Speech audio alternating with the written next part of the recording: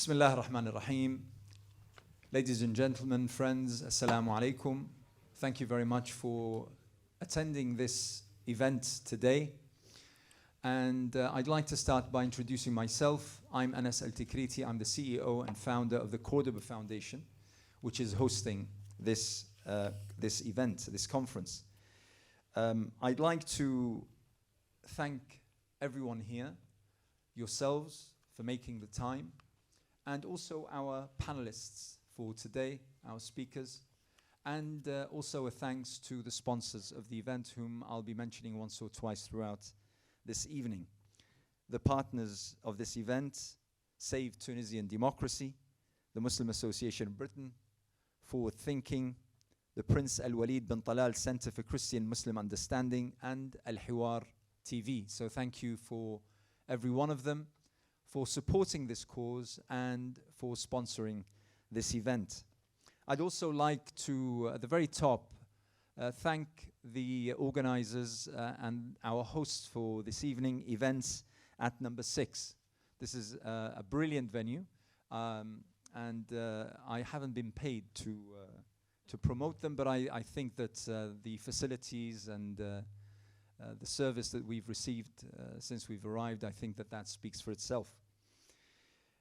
The theme of today, I don't think, needs much illustration and much description.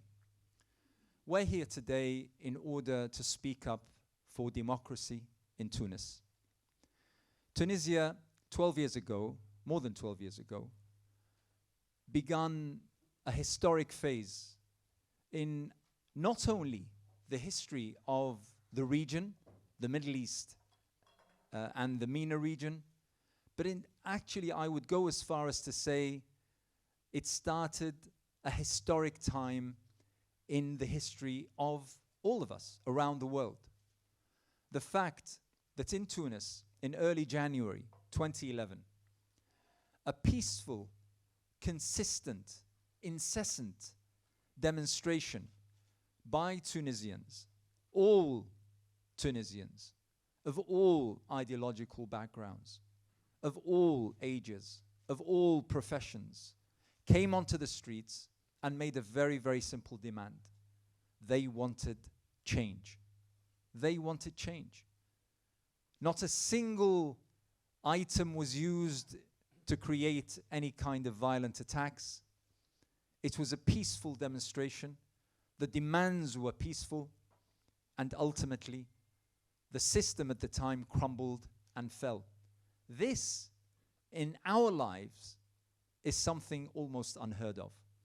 Quickly followed by what happened in Egypt, and all of a sudden, we had the Arab Spring.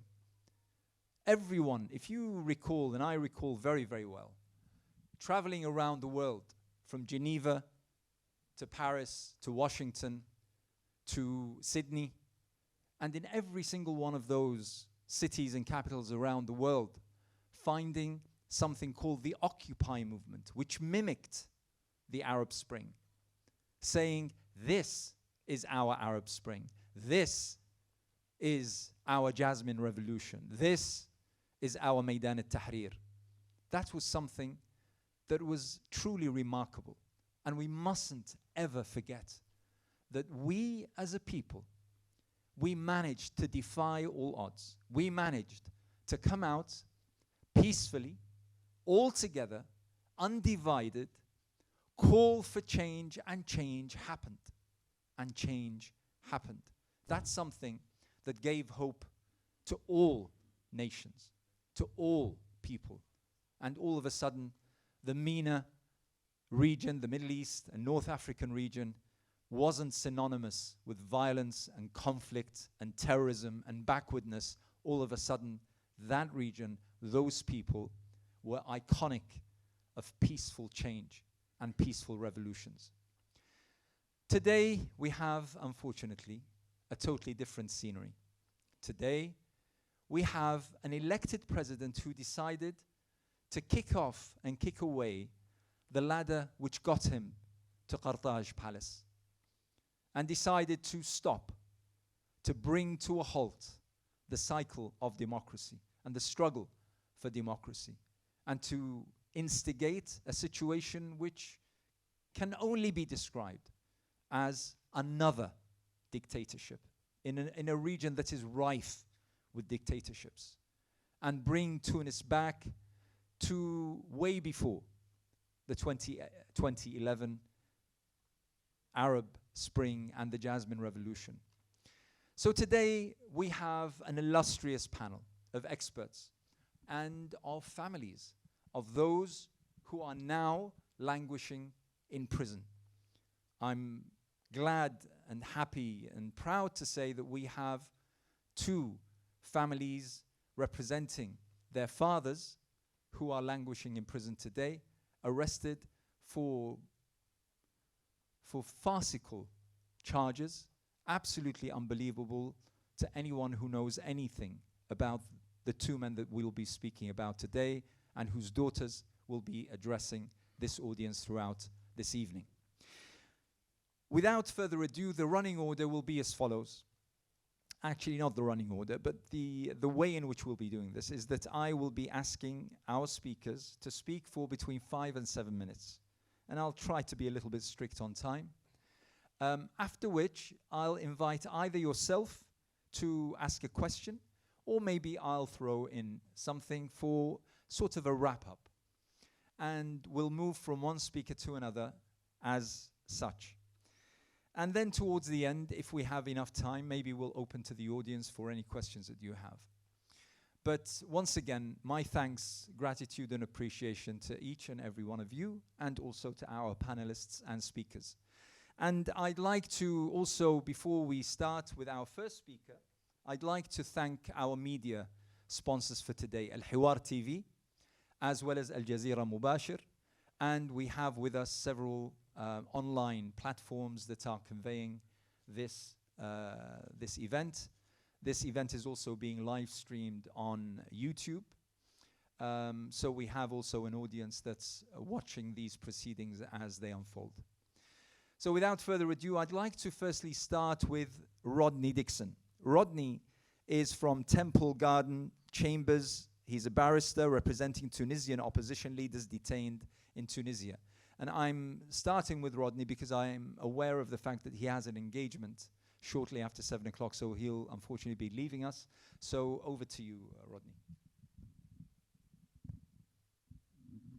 Thank you so much, and welcome this evening. We are trying as much as we can to talk about the legal steps that we are taking on behalf of those who are detained, those who have been targeted in Tunisia by the current government. Because it's so important, even though many of these steps are taking place in courtrooms and in parliaments, that we all know about them and support them as widely as we can.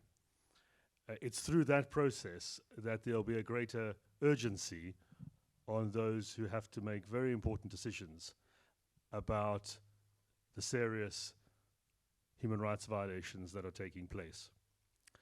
So I wanted to briefly this evening explain what we are doing as lawyers on behalf of the families of those detained, on behalf of the detainees, and those who have been the subject of this most recent crackdown, but also what has been occurring over a number of months and years. It is culminated now in a heightened focus on, across the board, silencing any opposition and dissent to the current regime. First of all, in order to try and highlight who's responsible for this, we have made applications for sanctions to be imposed on the individuals who are responsible for these violations. Where there's evidence pointing to those, particularly those who are most responsible at the top of the hierarchy, we have asked the government here in the United Kingdom to impose sanctions on those individuals. We've also done the same in the EU as well, at the European Parliament. and an initiative has been taken in the United States as well. So it crosses a wide section of the world, and the effect of it, if they are to be imposed, and we hope that they will, because it's the right thing to do, would be that those persons would not be able to travel and continue business as usual around the world. Their bank accounts and those of their associates and companies can be tracked down and frozen.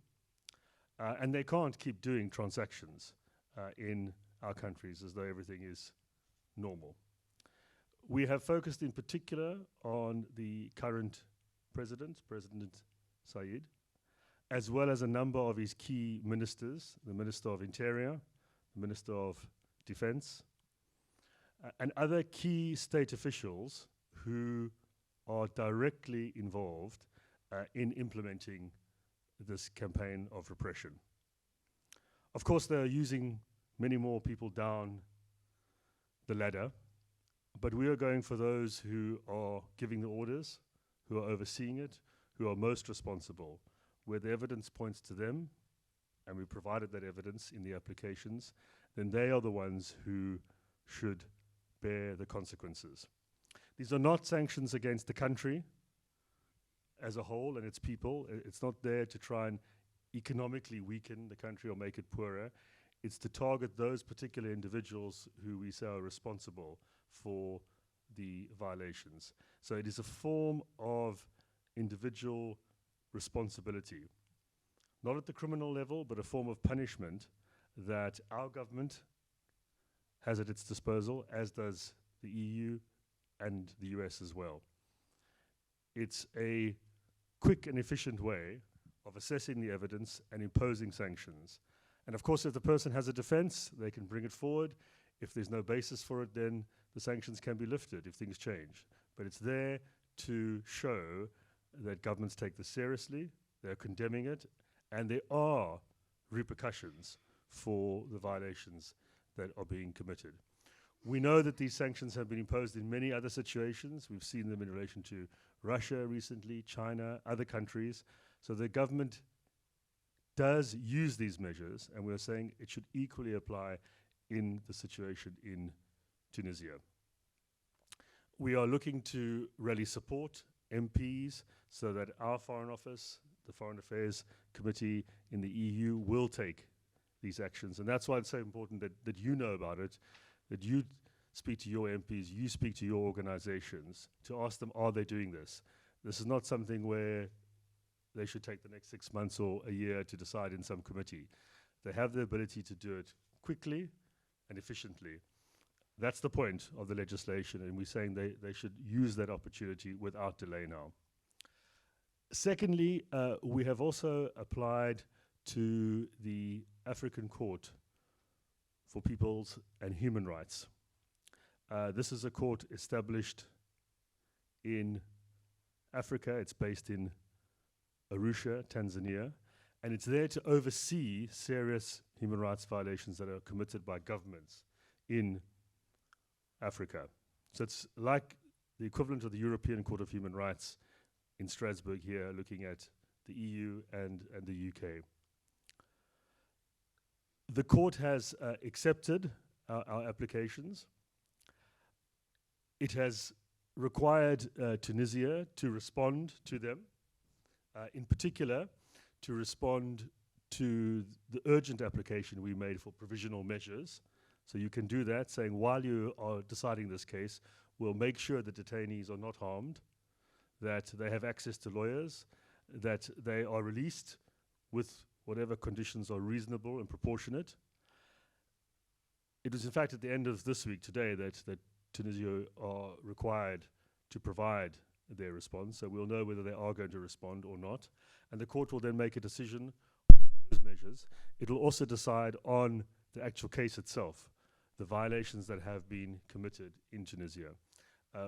We are saying that it's right for the court to be seized of this matter, and they have taken up the case, on the basis that you can't get justice in Tunisia at the moment. There's no effective way of being able to ensure that your rights are protected. The Constitutional Court, in fact, which protects human rights, is not even operational at the moment. One of our applicants at the African court is in fact one of the judges, Judge Akremi, who was sacked from his position by the government. So it shows the possibilities of any effective form of justice are minimal, if nothing. So we're waiting for the outcome of that. Lastly, there's the International Criminal Court in The Hague. Tunisia is a signed-up member, obliged, therefore, to implement the Rome Statute, which we say on the evidence it is violating left, right, and center at the moment. In fact, on Monday, and we'll send this around to all of those here, we are having an event in The Hague focusing on this very issue with journalists, interested parties, stakeholders. We've invited the ICC to attend as well to discuss this very issue. There will also be a Zoom link to it, so you can follow it that way. And we are going to speak, find out the views of persons there, gather as much support as possible, and we have a route to apply directly to the ICC to take up this case. The prosecutor has been visiting many countries around the world who are signed up. We are saying he should go to Tunisia as well, go and see what is happening firsthand. It's not just about focusing on certain countries. Yes, of course, there are many crises around the world, and a lot of attention is going into the situation in Ukraine, as rightly it should be. But it shouldn't only be those countries that are receiving the attention and resources of the ICC. So should others. And so should those countries that are often ones that fall below the radar, that don't get the headlines on CNN. So that is something we are emphasizing to the ICC. We'll be doing that next week, and we'll look at taking steps thereafter to make the necessary applications. It's so important in these situations, legally speaking, to use every available channel that can be taken. So it's a collective force to ensure that there will be justice for those who are detained, that they'll be released, that those who are targeted will be set free from that oppression. And also, we've seen the highly inflammatory racist language used against migrants, that those practices are ended as well. So these are our initiatives, those are our goals, and we ask for your support as far as is possible. Thank you.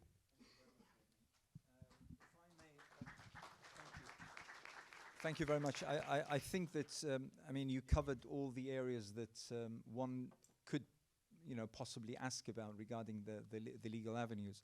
The question is, how much support have the families over here who've instructed you? How much support do they have from our own system over here?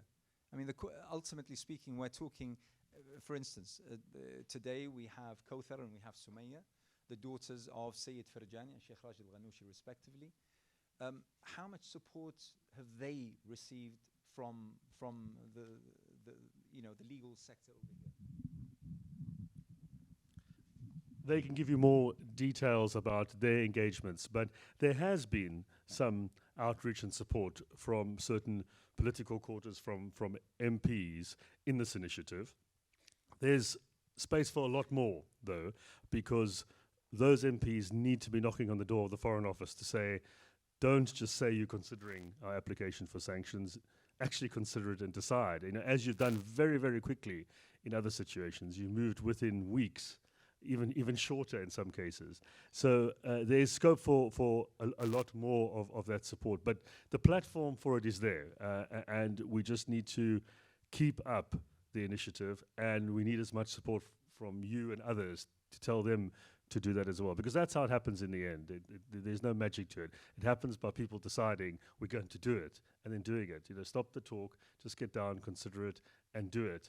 Have the courage to do it. We're moving to Sumaya. Sumaya Ghanouchi is a writer and researcher, and she's the daughter of Tunisia's dissolved parliament speaker, Sheikh Rashid Al-Ghanouchi. So over to you, Sumaya. Thank you very much, Anas, and thank you to the organizers, thank you to the Cordoba Foundation, thank you all for being with us here today to talk about Tunisia. Well, I should start by saying that yesterday my father turned 82. A joyous, happy occasion for any family. But for me and my family, it's a poignant one. Why? Because my father marks his 82nd birthday behind bars. My father was arrested on one of the holiest days of the year and the holiest of months, on the 27th night of Ramadan, as my family prepared to break its fast moments before the call to prayer, before Maghrib, before sunset.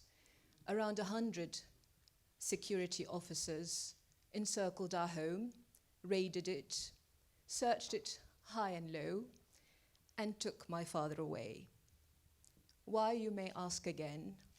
Because he is the elected Speaker of Tunisia's parliament, because he is the leader of the largest party in the land, because he is the man who led his country's transition from dictatorship to democracy and made enormous sacrifices to give his people a progressive constitution, a consensual constitution that guaranteed their rights and liberties and ensured that no man or woman was sent to jail for their words and opinions. That is his crime in the eyes of a dictator who is, in fact, a political accident in the country's history. An obscure man who claimed to be on the side of democracy and the revolution. But as soon as he got our votes and set foot in the presidential palace, he went about demolishing both. He conspired to overthrow the system that enabled him, an insignificant assistant lecturer, to become the holder of the highest office in the land.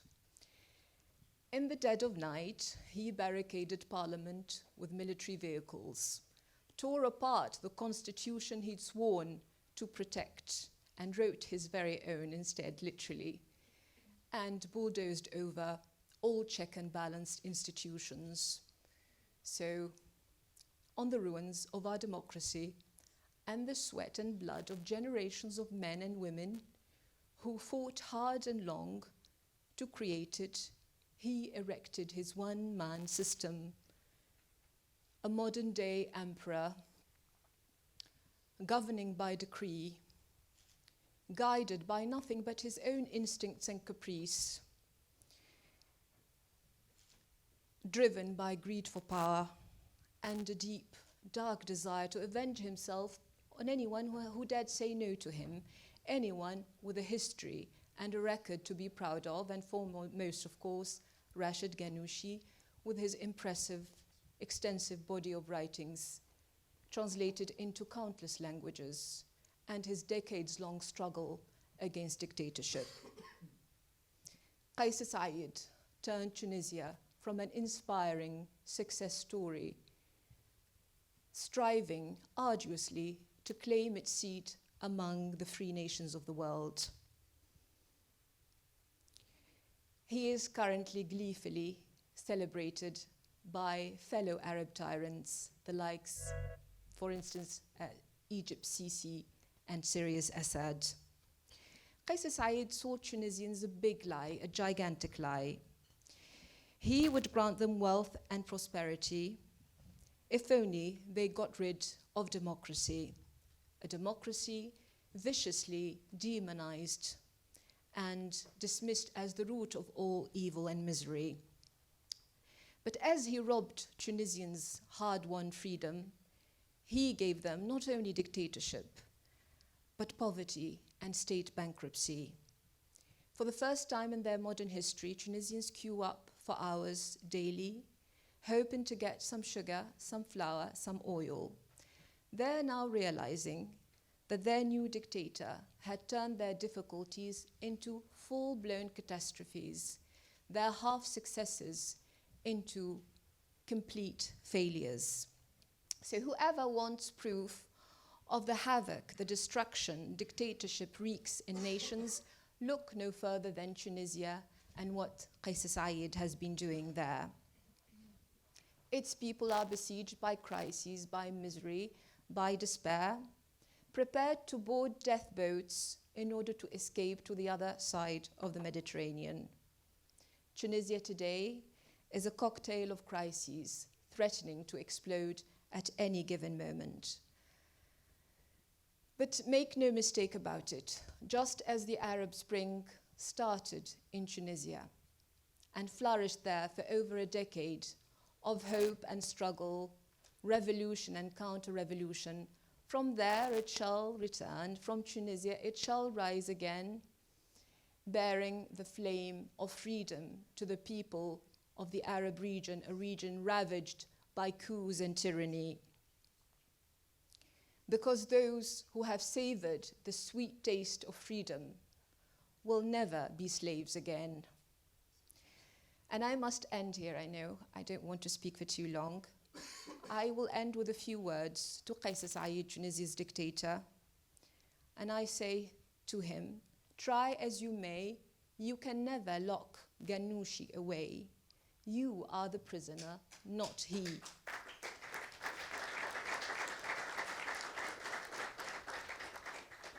You are hounded by your sick suspicions, your power greed, your fear. Ghannouchi haunts you. Long before you, Bourguiba had sent him to prison. Ben Ali even sentenced him to death. Both are long gone, Ghannouchi remains. And so too you will be gone. You will join them unlamented, remembered only as a sad, power-crazed putschist, while Ghannouchi's legacy will go on. His undying resistance spirit will go on. His freedom struggle, his struggle for freedom and liberation will live on, and freedom will prevail. Thank you. Thank you very much, Sumaya. Sumaya, one question comes to mind. Surely towards, the end, let's just say. I mean, since the so-called constitutional coup in July of 2021, was there a suspicion that this might happen, that your father will be detained? Of course, as I said, I think Qais Said benefited from the fact that he's an obscure man without a record. And as soon as he set foot in the presidential palace, he started preparing his coup. In fact, he started doing that even before he entered the palace. He invested in crises. He exploited in the numerous crises, a country in transition, the state of transition to democracy after the revolution was undergoing. So he invested in the COVID crisis, the health crisis, and he withheld even vaccines sent to the country in order to deepen that crisis. He invested in the financial crisis, of course, and in the political crisis with ongoing conflicts with parliament, much of which manufactured, and conflicts with his own government, a government he had himself appointed. So he's been in power now for 4 years, 2 of which holding power, absolute power. But he started planning his coup long before that, as soon as he entered the palace. And I said, he's benefited from the fact that he's a little-known man, an obscure man without much history, really. Thank you very much. You're welcome. Sorry. There's a clip that was produced by the family of Sheikh Rashid al-Ghannouchi. So let's watch this 4-minute video.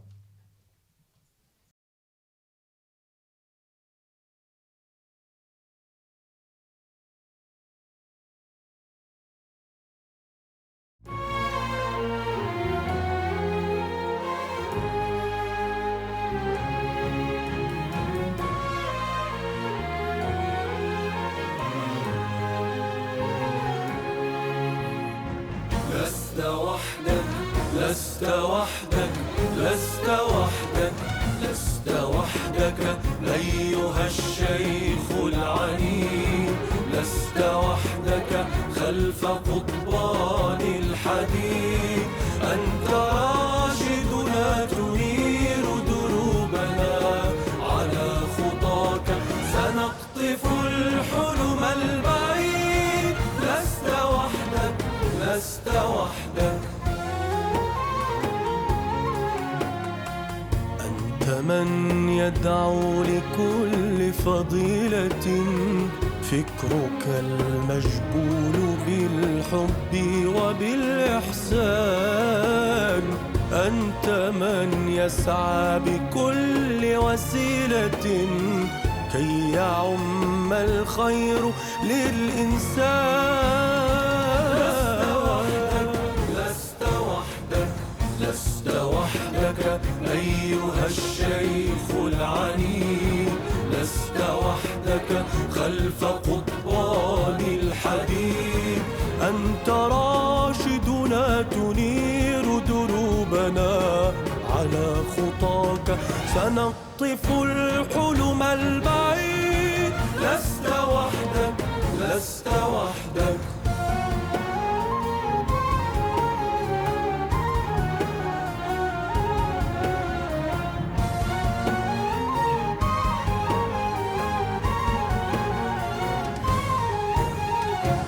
أنت فكر راشد فوق الظنون.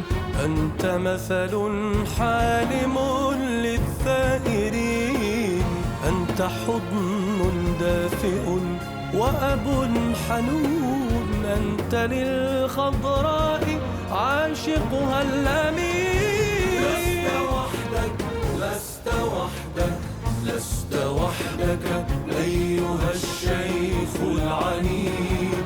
لست وحدك خلف قضبان الحديد. أنت راشدنا تنير دروبنا، على خطاك سنقطف الحلم البعيد. لست وحدك، لست وحدك.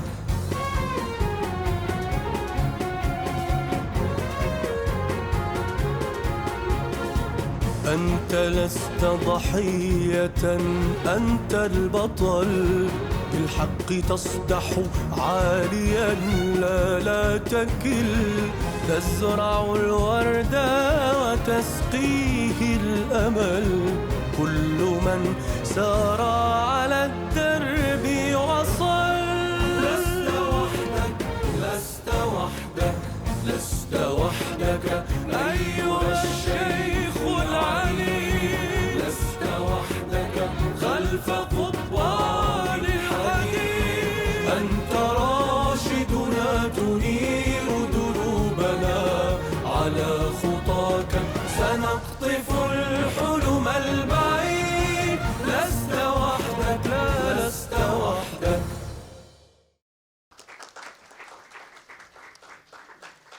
This video will be available on the Cordoba Foundation's website, as well as on the Cordoba Foundation's YouTube channel, for those of you who are interested in sharing that. Do we have John? John, do we have you? Yeah, I'm here. Oh, fantastic. Well, John, listen, it's fantastic of you to spare the time to speak about Sheikh Rashid Al-Ghannouchi, whom you know well. I'd even venture to say that you know better than most. So over to you for about 5 to 6 minutes, if you don't mind. Thank you very much, John. Today, Rashid Ghannouchi is one of the world's leading Islamic thinkers and has been one of the most influential Tunisian politicians in Tunisia's post-revolution transition period. Since the late 1970s, I've written about the emergence of Islamic movements in Muslim politics and society in the Muslim world, from North Africa to Southeast Asia. I have followed the history and development of Rashid Ghannouchi's life and thinking for close to 40 years. Tracked the remarkable development and transformation of Ennahda, from its opposition to and suppression by autocratic governments to its totally unanticipated, overwhelming election. Rashid Ghannouchi's role as Speaker of the Parliament and leader in Parliament. This history was initially captured in my books with John Vole, Makers of Contemporary Islam and Islam and Democracy, in which Rashid Ghannouchi and the development of Ennahda were chronicled, and more recently in Islam and Democracy After the Arab Spring. We've all seen the extent to which Ennahda's role in establishing a democracy in Tunisia, and more recently the return to dictatorship and authoritarian rule under Qais Said. Rashid Ghannouchi, the co-founder and president of the Muslim Democratic Ennahda Party, is the Speaker of the democratically elected Parliament of Tunisia. The transformation of the early successful Arab Spring democracy into a dictatorship and the arrest and imprisonment of Ghannouchi, the democratically elected Speaker of a democratically elected Parliament, is the suppression of democracy in Tunisia. Let's take a brief look at Ghannouchi's development and ideas. Rashid Ghannouchi spent most of the 1980s in prison for his opposition to Tunisia's dictatorship, and then another 2 decades in exile. During his years in exile in the UK, in which he had time to read widely, reflect, interact with scholars like John Keane and activists, and travel, his ideas evolved significantly regarding the nature of democracy and the relationship of Islam to democracy, and the nature and possibilities for modern democracies in Muslim countries. Ghannouchi developed a belief, theory, and agenda regarding how Islam and democracy were and could be compatible in modern Muslim states. The opportunity and the challenge of implementing his ideas occurred when the Arab Spring inaugurated a new era, and he returned to Tunisia in 2011. Ghannouchi helped draft the country's democratic constitution and played a significant part in Tunisia's government. When Rashid Ghannouchi began to participate in Tunisian politics after the Arab Spring, its opponents predicted that if elected and in power, it would put an end to democracy and impose Islam. In fact, just the opposite occurred. Under Ghannouchi's leadership, Ennahda was a participant in drafting of the Tunisia constitution. The constitution that emerged and that Ghannouchi and Ennahda endorsed neither imposed Islamic law nor mentioned it. Ghannouchi proved willing to negotiate and form coalitions with parties representing the full range of political opinion in Tunisia. All this represented a kind of experiment, testing whether Islamic democracy was really possible. The answer was and remains yes. International recognition of Ghannouchi's role and significance were reflected in a series of major awards. He was named one of Time's 100 most influential people in the world in 2012, and Foreign Policy's top 10 global thinkers, as well as awarded the Chatham House Prize in 2012, along with Tunisia's president, Monsef Marzouki. After the new Tunisian constitution of 2014 was adopted by 93% of the members of the National Assembly, Ennahda peacefully handed over power to a technocratic government. In recognition, in 2015, Ghannouchi, along with Tunisian President Essebsi, received the International Crisis Group's Founders Award for Pioneers in Peacebuilding. In 2018, Ghannouchi was selected as one of the 100 most influential Arabs in the world in global influence. Ghannouchi's consensus-building approach and consistent calls for dialogue and unity across political, intellectual, and ideological lines was needed in Tunisia as well as needed in many countries in the Middle East. Amnesty International has described Ghannouchi's arrest as part of a wide-ranging, politically motivated witch hunt. The Tunisian authorities have arbitrarily prosecuted, arrested, and detained democratic political party leaders, civil society representatives, union members, judges, and journalists, many of whom are facing the same charges of, quote, conspiring against state security, close quote, for their defense of Tunisian democracy. Congress members raising the plight of Ghannouchi and others. And the UK should do more because Ghannouchi spent 20 years living and advocating for democracy, freedom, and civic engagement. He was in the forefront challenging narrow and extremist voices within the Muslim community who promoted disengagement, such as declaring voting in the UK as haram. His books and lectures benefited many Muslims in the UK and globally. What about US policy and the Biden administration? After the Arab Spring, more than a decade ago, the US funded civil society in Tunisia, but also sought to draw the military closer, designating it a major non-NATO ally in 2015, despite the fact that the US Leahy law bars American aid to foreign security forces that violate human rights. That policy has come under sharp criticism. Ranking members of the House Foreign Affairs Committee and Middle East Subcommittee have recently condemned, quote, blatant attacks, close quote, by the Tunisian government on free speech and association. On April 19, 2023, State Department officials commented on the arrest of political opponents in Tunisia. Quote, the arrest by the Tunisian government of political opponents and critics are fundamentally at odds with the principles Tunisians adopted in a constitution that explicitly guarantees freedom of opinion, thought, and expression. The arrest on Monday of former Speaker of Parliament Rashid Ghannouchi, the closure of Ennahda party headquarters, and the banning of meetings held by certain opposition groups, and the Tunisian government's implication that these actions are based on public statements, represents a troubling escalation by the Tunisian government against perceived opponents. The Tunisian government's obligation to respect freedom of expression and other human rights is larger than any individual or political party and is essential to a vibrant democracy and to the U.S.-Tunisia relationship, close quote. Sadly, my interpretation of this statement is the statement demonstrates concern, but given the history of U.S. foreign policy in the Middle East and North America, and certainly under the Biden administration, it may be all talk and little action. Fortunately, though, Congress has stepped forward.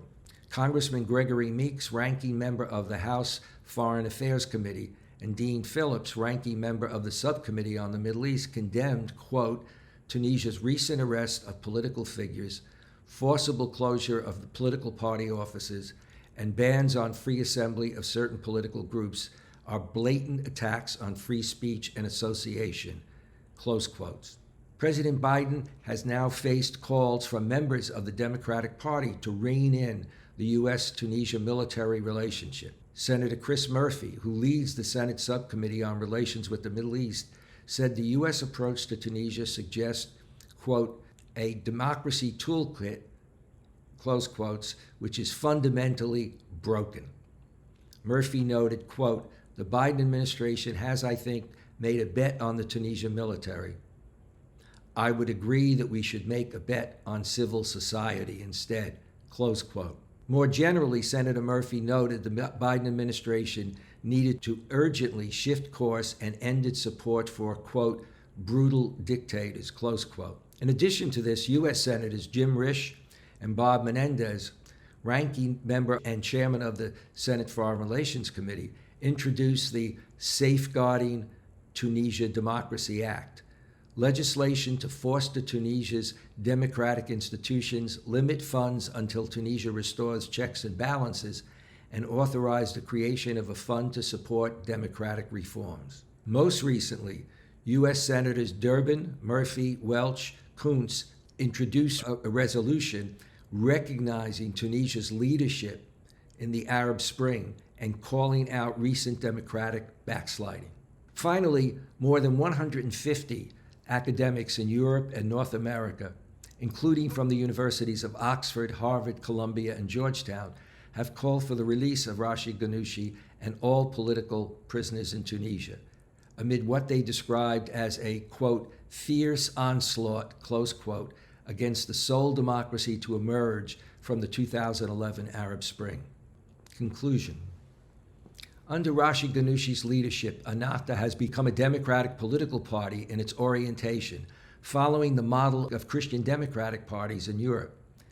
In contrast, Kais Saied, with the help of the military, has brought back and imposed the one-party authoritarian state that existed prior to the Arab Spring.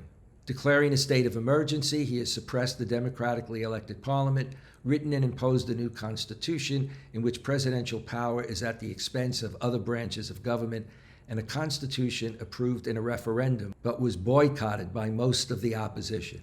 Only 30% of Tunisians participated. In contrast, Rashid Ghannouchi, responding to the growing threat to democracy in the country, has maintained that, quote, imagining Tunisia without this or that side, Tunisia without Ennahda, Tunisia without political Islam, without the left or any other component is a project for civil war, close quote. Ironically, the mention of the word civil war is the apparent ground for his arrest. Remarkably, despite his arrest, Rashid Ghannouchi has refused to be discouraged about Tunisia's democratic future, stating, quote, "I am optimistic about the future," he said after the judge ordered him to be held pending trial. Quote, he said, "Tunisia is free," close quote. The international community, in particular democratic nations, and all who believe in democracy, are challenged today to respond to the imprisonment of Rashid Ghannouchi and senior leaders like Said Ferjani and other Tunisians, and condemn Said's authoritarian government. Thank you. Thank you very much, John. Really appreciate it. Thank you for your words, for the emotions, and for being with us today. Really appreciate it. Thank you. I'm going to move now to our next panelist, our next speaker, David Hurst.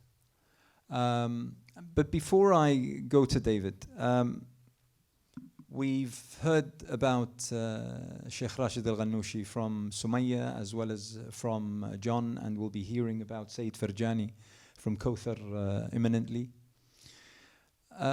Something that baffles me, and something that I've spoken about several times since this has taken place.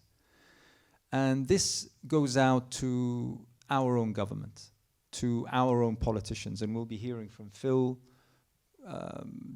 commenting about part of these things. But if someone like Sheikh Rashid al-Ghannouchi and like Said Ferjani, Democrats to the core, who were ready to sacrifice their freedoms, probably even ready to sacrifice their lives for the future of their country and for democracy and for freedoms and for human rights, if they can be treated in such a manner, with us watching here in the UK, across Europe, in America and the such, what hope do we have in convincing young Arabs, Muslims, in fact, anyone around the world, about the validity of democracy?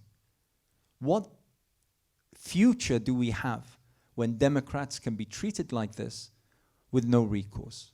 With absolutely, the fact that Qais Said was visiting Paris and enjoying the red carpet treatment is in itself a condemnation of everything we claim about our standing by, supporting, advocating values like democracy, like freedoms, and like human rights. So, David, over to you. Hello, thank you, and thank you for having me.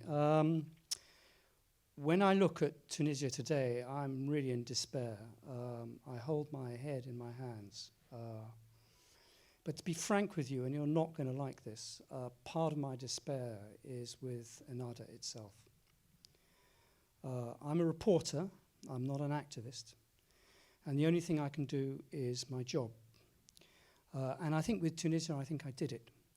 I published a document saying that Qais Said was preparing something that its authors called a constitutional coup. For 4 days, I was denounced as a purveyor of fake news until Qais Said himself admitted the document I published was genuine. But what I could not believe was the reaction I got from Ennahda, which was no comment, no help. They didn't take it seriously and carried on as if nothing had happened. And 2 months later, Qais Said did almost exactly what the document I published said he was going to do. For 10 years, we were told that Tunisia is different. People know how to negotiate, we mediate, we relinquish power voluntarily, we're adults, we're different. We're not headstrong like our brothers in Egypt. Cousins, your father told me, not brothers. The army doesn't get involved, and look what happened. You hand-picked your nemesis, just as Mohamed Morsi did. Morsi chose Sisi as his defense minister because he was religiously observant. And look what happened. What made you back Qais Said? He wasn't an unknown quantity. He did produce interviews. He did say what he was going to do. I found an interview in 2011 saying that political parties were rotten, parliament was rotten, and the only path for Tunisia was direct democracy. All the things you said made you different. Your constitution, your parliament, your courts, your elections have now gone up in smoke. You're either in prison or back in Ealing. I cannot believe how many strategic mistakes have been made. You start the job and you don't finish it. You think of yourselves as Nelson Mandela, but in fact, this situation requires you to be a Robespierre. And who is going to come to your rescue? This upsets me even more, because Rodney Dixon is excellent and should be supported, but our politics is rotten. And it's far more rotten than it was in 2011. James Cleverly, who's been so active defending democracy in Ukraine, was asked at a Foreign Affairs Committee last week what the Foreign Office would do to get the release of Sheikh Rashid. He didn't even know who the minister was responsible for Tunisia. It's Lord Ahmed. Now, Lord Ahmed is the most senior, longest-serving minister in the Foreign and Commonwealth Office. He has served under 5 prime ministers. What does he say to Case Side? Nothing. He says, we're engaging. With whom? How? There are levers. Rodney Dixon pointed them out. There are courts. There's the Human Rights Council. There are British citizens in Tunisia. There are the courts. Tunisia desperately needs that IMF loan money. There is the International Court of Human Rights. But British policy, from the minister down to the ambassador, has drunk the Kool-Aid and does nothing but repeat the talking points of Case Side, just as happens in Egypt or Libya or Israel and Palestine. Starmer is going to be our next prime minister. I know this because MI6 told their counterparts in one Middle East country, which I shall not name, that Starmer is going to be the next prime minister. How MI6 is so sure, I don't know, and I'm sure Sunak would love to know. But when Starmer was DPP, one of his first acts was the extradition case of a computer hacker who had Asperger's syndromes. His name was Gary McKinnon. And McKinnon had hacked his way into the Pentagon and to NASA, not because he wanted to steal any secrets, but because he tested himself. Now, there was a way around not extraditing this poor lad to lifelong imprisonment in America. It was something called the Misuse of Computers Act, and it was a British law, and he could have been tried here in Britain, and halas, that would have been the end of it. He would have got a suspended sentence. Starmer rejected the humanitarian solution. He blocked it. And he was then overruled by who? By Theresa May, who is the Tory Prime Minister at the time. She had more heart about McKinnon than Starmer did. Starmer was so furious that he flew to Washington to apologize to Eric Holder in person. That's who we're getting as the next Prime Minister. Do you seriously think he is going to spend a minute's political capital on Tunisia? I don't think he is. Now, what's going to happen in Europe? In Europe, you have a whole bunch of countries who equate political Islam with terrorism. This is happening in Germany. It's happening in Austria, my parents' country, who put road signs up saying, beware, this mosque is dangerous.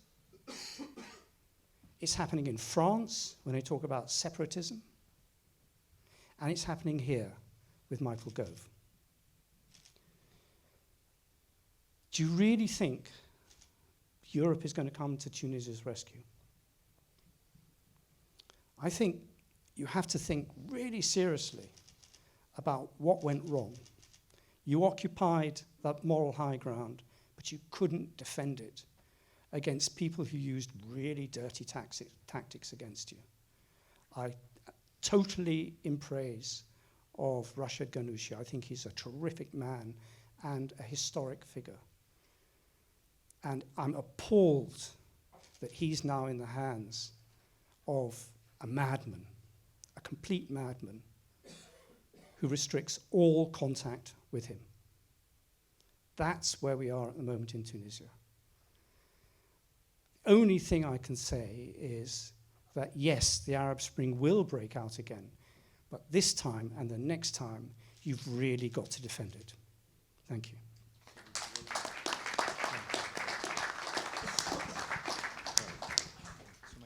Hi, thank you, David. Well, I agree with much of what you said, but you speak as though Nahda was moving on its own. On the field, there was only one player, Nahda, and it could act as it wanted, as it sees fit. You know, when it realized that a coup was being prepared, it could just react accordingly. That, unfortunately, is not the case. Nahda was one player among many, and one of the very few players keen on seeing the game continue. I might remind you that Nahda only governed, I mean, it's one of the misconceptions about Tunisia that Nahda has been in power for the last 10 years. In fact, Nahda was only in power for 1 year and a half, after which it was overthrown by 2 assassinations, and it chose to leave power for the sake of civil peace. After that, Nahda often had 1 minister in government.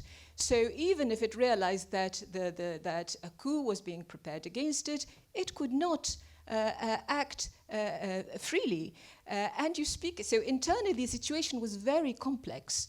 There was in opposition. That's the point. Well, it was considering going in opposition. Nahda, you must. So it was even within Nahda, there were ongoing debates about what it should do, because it was in a very tense, polarized, complex situation, and often it found its hands tied. Besides, also, you realize that the power system in Tunisia, the power was really fragmented. And the point was for no party to dominate, but that made it even more difficult to move, particularly as, after 2014, for instance, another,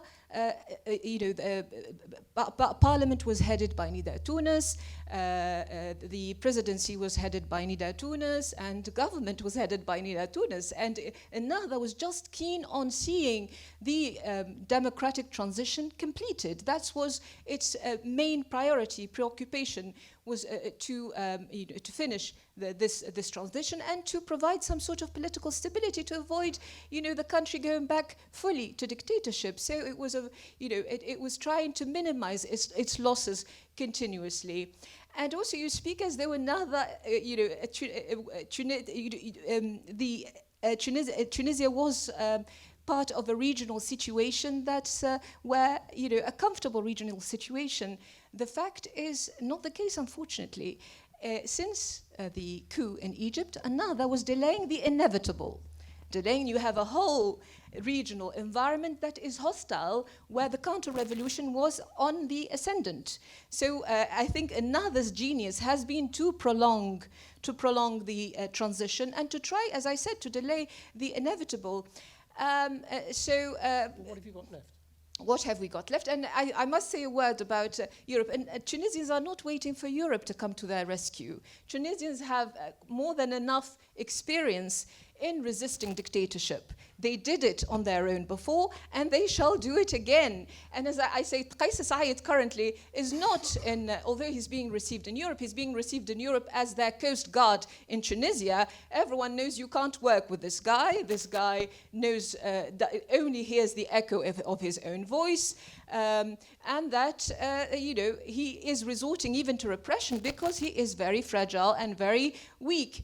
And so Tunisians, in fact, what's happening in Tunisia is that the opposition is gaining more and more forces, and Qais Said, even people who supported his coup, incidentally, are turning against him. So the situation is not black or white and it's all doom and gloom. On the contrary, the situation in Tunisia gives us cause for hope, because, as I said, the supporters of those who realize that this has in fact been a coup against democracy and that this is turning against them, even the supporters of repression and the coup, that is not just targeting their old enemies and Nahda, and as you said, political Islam and Nahda. So, people are realizing that this is very, very dangerous. Qais Said is losing supporters, and democracy is gaining many supporters. So I think I, for one, I'm optimistic. Right. I'm optimistic. I absolutely hope you're right. I'm optimistic. And I must end with this. They said the Arab Spring was an American conspiracy. I'd say that the counter-revolution is the conspiracy, and that another's genius has been to try to as I said, delay the inevitable. And the situation, with the coup in Egypt in 2014, everyone expected that another would collapse in 2014, but it's been trying. It's been trying to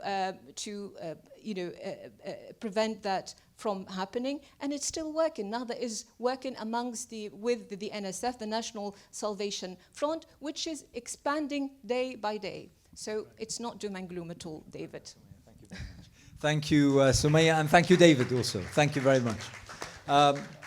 I'll allow for questions later on, but I'd like to move on. I'd like, Oliver, if I may, a few words from you. You are someone who visited Tunisia several times. You're someone who met with Sheikh Rashid. You, forward thinking, was very, very present in the aftermath of the Arab Spring in 2011, up until very recently. So your observations in 5 minutes, which I know is a challenge. Thank you, Anas, and follow that. Thank you, David and Samia, for giving realism to our event tonight and the issues.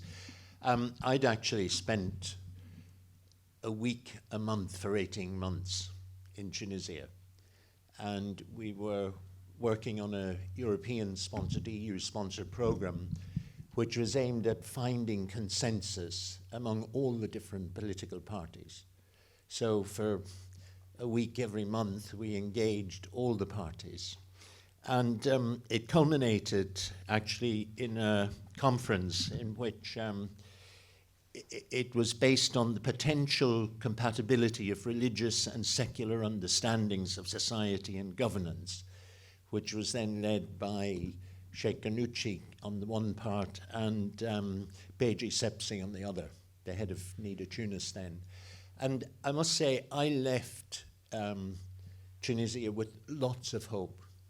I really did think that they had the capability, the drive, and the will to achieve a truly democratic society. And I think the efforts that were made to build democratic institutions that would focus on the individual and collective human rights, regardless of people's religious affiliation or secular affiliation or cultural, there were real efforts I witnessed firsthand in that process. So it's been truly disappointing to see how things have evolved. I think, David, some of the things you've said, I would reflect also. I think in some ways the parties were too mild with each other. There were differences, and there was almost a temptation to overlook those fundamental differences, paper over them, in the hope of actually achieving a unity and working together. That was excellent intention, but there were times I felt in the subsequent evolution where a stronger stand could have perhaps prevented what we have seen. It's a great privilege, and thank you, Anas, and Cordoba for facilitating tonight. It's an enormous privilege to sit here and be able to identify with people who are imprisoned for no other reason than they believed in their country and they believed in their people.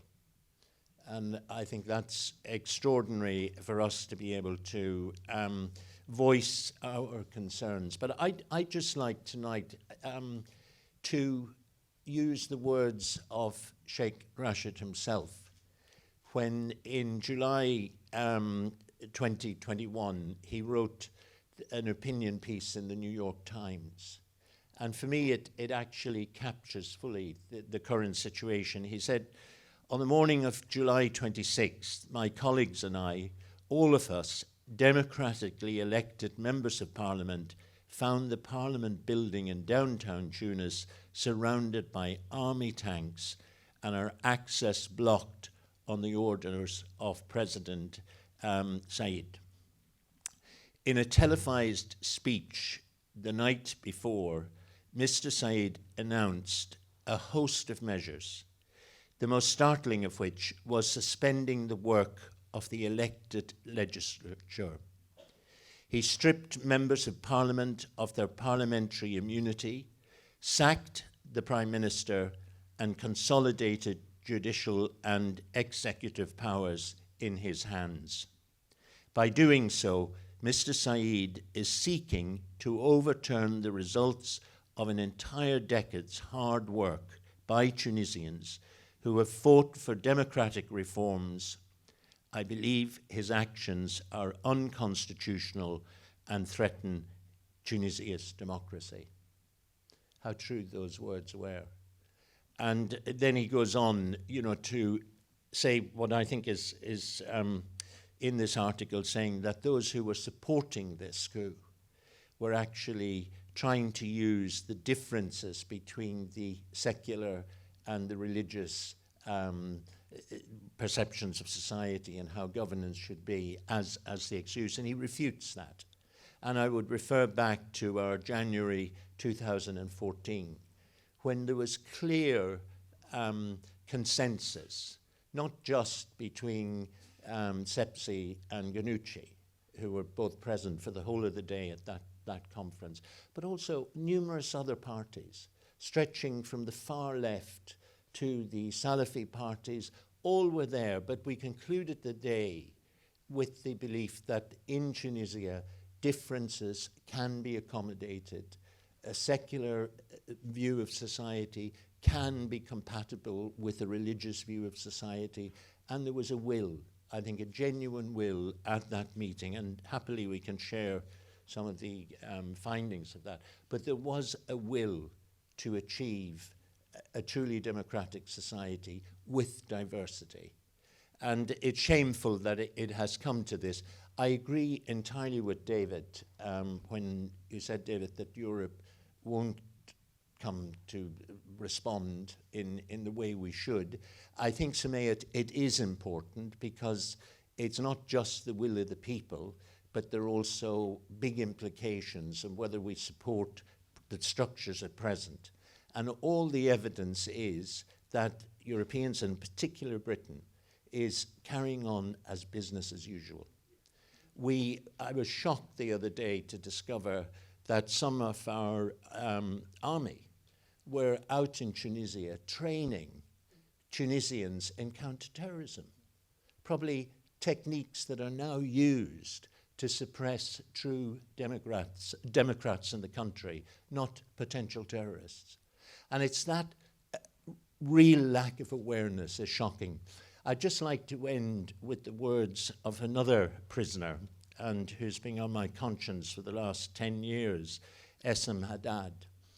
I remember before the Arab Spring, I was part of a dialogue with Essam, and we used to meet in Geneva about 3-4 times a year for discussions with European diplomats on how would it evolve if the Brotherhood went into government, long before the Arab Spring. And Essam said words that haunt me. He said, if it ever comes to the test, you will find European governments will always put their interests before their principles. He's spent, or has spent now, the past 10 years in solitary confinement with ill health, witnessing those words. And for me, as part of our country here and part of the larger European community, I find it shameful that we have not stood for principle, which are our interests, but all the time we have a short-sightedness that sacrifices the genuine interests and values of others for the sake of achieving what we want at short term. Thanks, Anis. Thank you very much, Oliver. Thank you very much, Oliver. Thank you. Next, we have the daughter of a a very dear friend of mine, someone whom for years we worked together on trying to achieve the best interests of Muslims here in this country.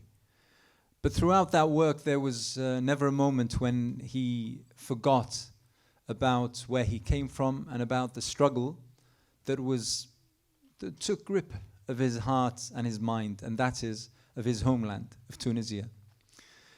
Kawthar is the daughter of Sayyid Farjani, who's an elected member of parliament, again, someone amongst the dozens who have been recently illegally detained. Kawthar.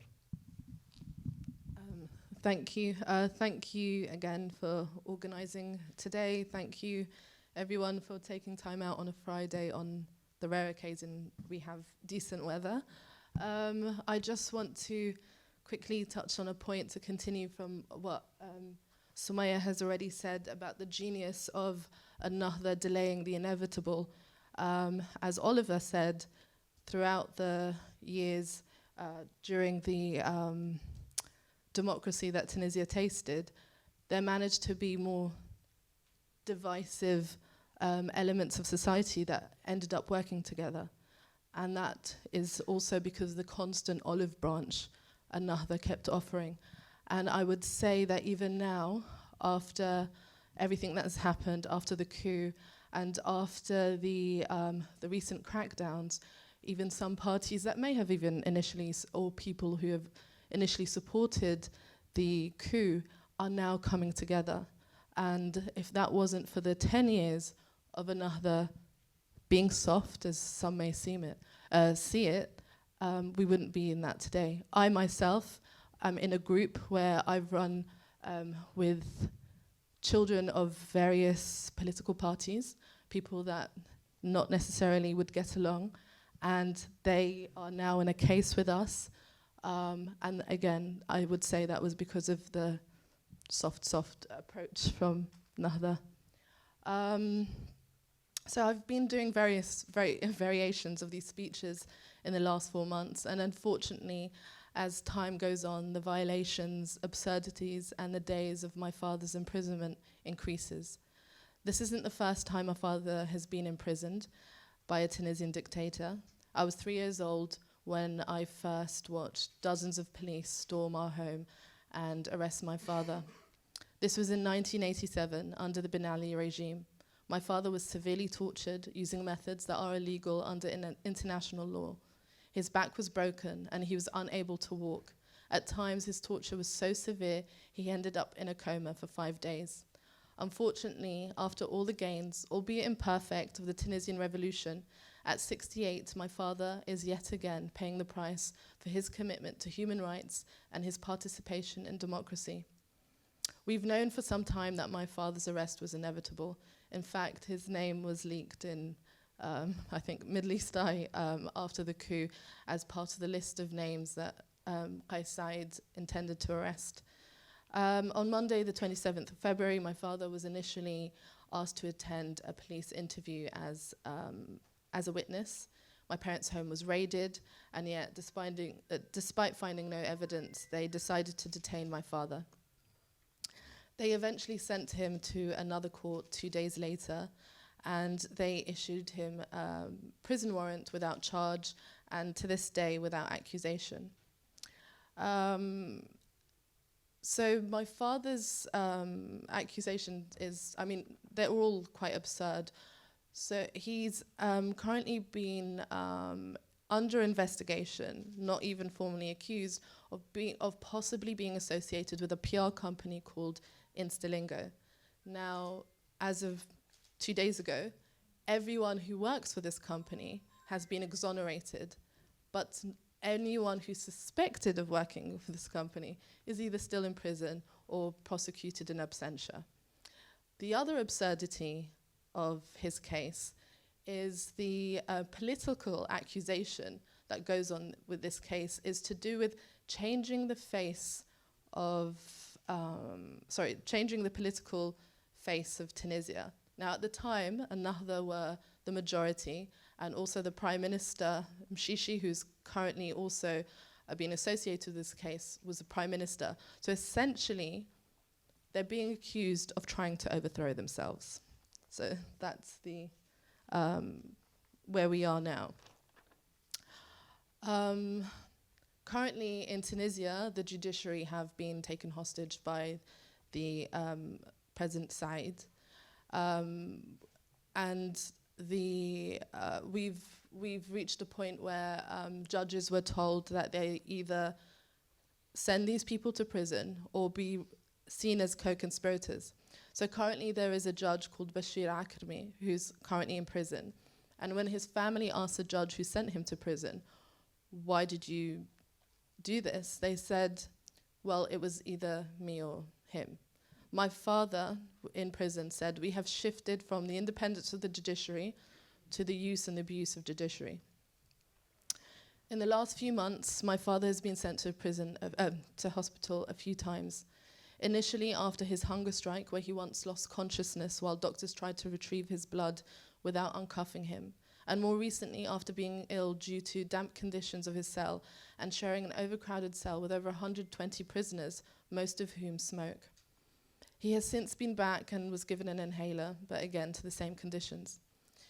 He's reported incidents of violence by inmates towards other inmates, including one with a history of severe mental illness who was seen cutting his flesh and eating it in a sandwich.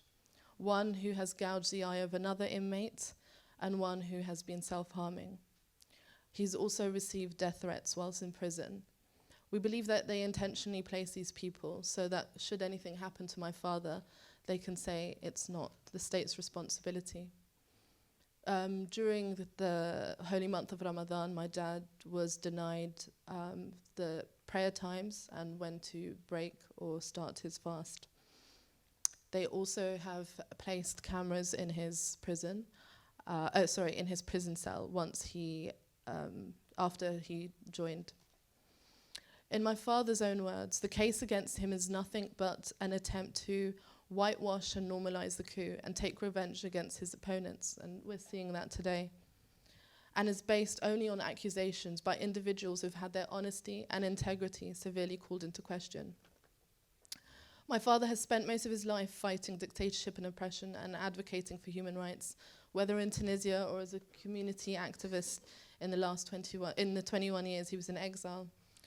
As a democratically elected MP and prominent figure in Tunisian politics, my father has played an instrumental role in promoting democracy and human rights in Tunisia.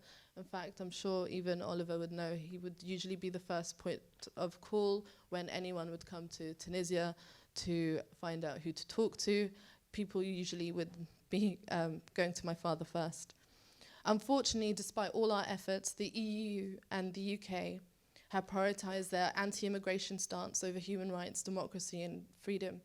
And just leading on from what everyone's been saying today, I've actually been lobbying pretty much around the world, the EU, the UK, Africa, and I went to DC. And in fact, one of the bills that they mentioned, that was during a time when I went in May, and whilst there are some Tunisians working in DC, which is only a handful, just lobbying there, we managed to do a lot more than the last 4 months of all our hard work in the UK. And it's purely because of their interests. And unfortunately, often our part of the world is preached. They often preach to us the importance of values of human rights and democracy. And they didn't fail to scrutinize all our parties in the last 10 years when we had freedoms, and yet that suddenly stopped because of their current interests.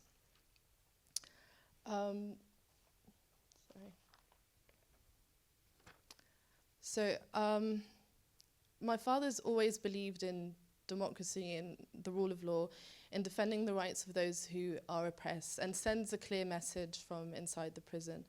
I will speak loudly from inside and outside Tunisia, and with those who share with me the belief in the values of freedom and democracy and human rights. And I do hope people today, even some of you today who may not have written to your MP, to please push. I know we're not currently having the best responses, but it starts here. And I'm sure the I just want to say something to the Tunisian government just quickly. I'm sure they're aware by now that we're not going to tire. We're not going to forget what's happening in Tunisia. My father and those who've dedicated their lives to a democratic Tunisia may be confined to the Tunisian jails you've put them in, or awaiting their sham verdicts, but their ideals and their supporters are not.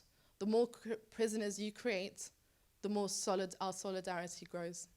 Thank you.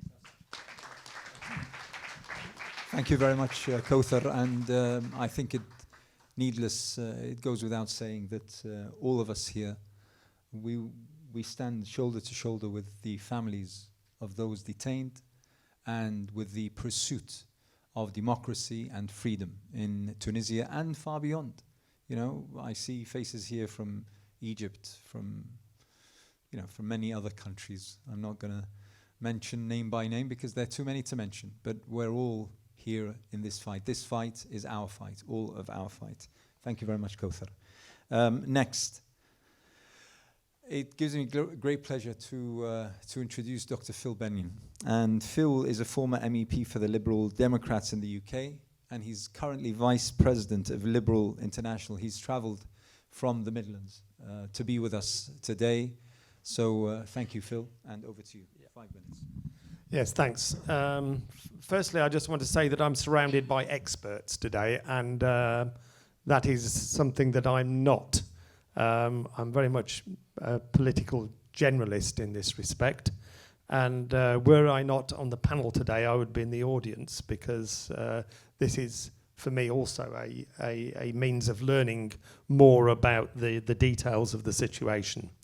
I'll also say that I no longer have my bully pulpit in the European Parliament, where I led for the Renew group on international human rights issues before January 2020. And of course, were I still there, this would have been pretty near the top of my agenda in beating the drum for this on this issue in the European Parliament. And at least, even though Europe's certainly not going to come to Tunisia's rescue in this respect, we were able, because of the fact that we have pooled issues around tariffs and trade and sanctions, then we would have been in a situation, and as to actually put some pressure on.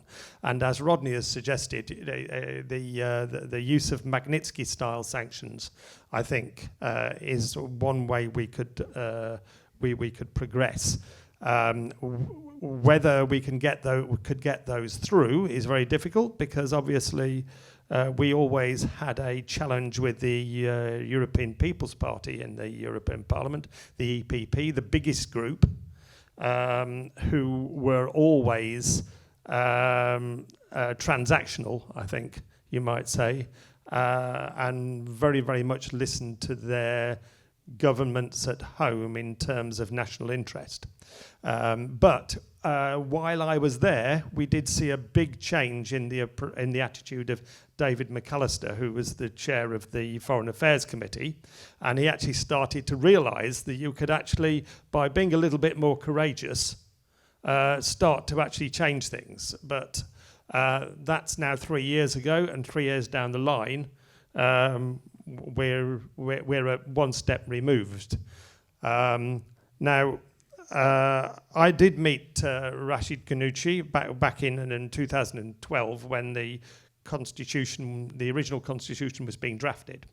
And it was very, very clear to me that in our meeting, it was only one meeting, but it was a very long meeting, that he was a force for democracy, multi-party democracy, and even though nominally Islamist, he was very much in favour of working across parties, secular and religious, to come to for the common good.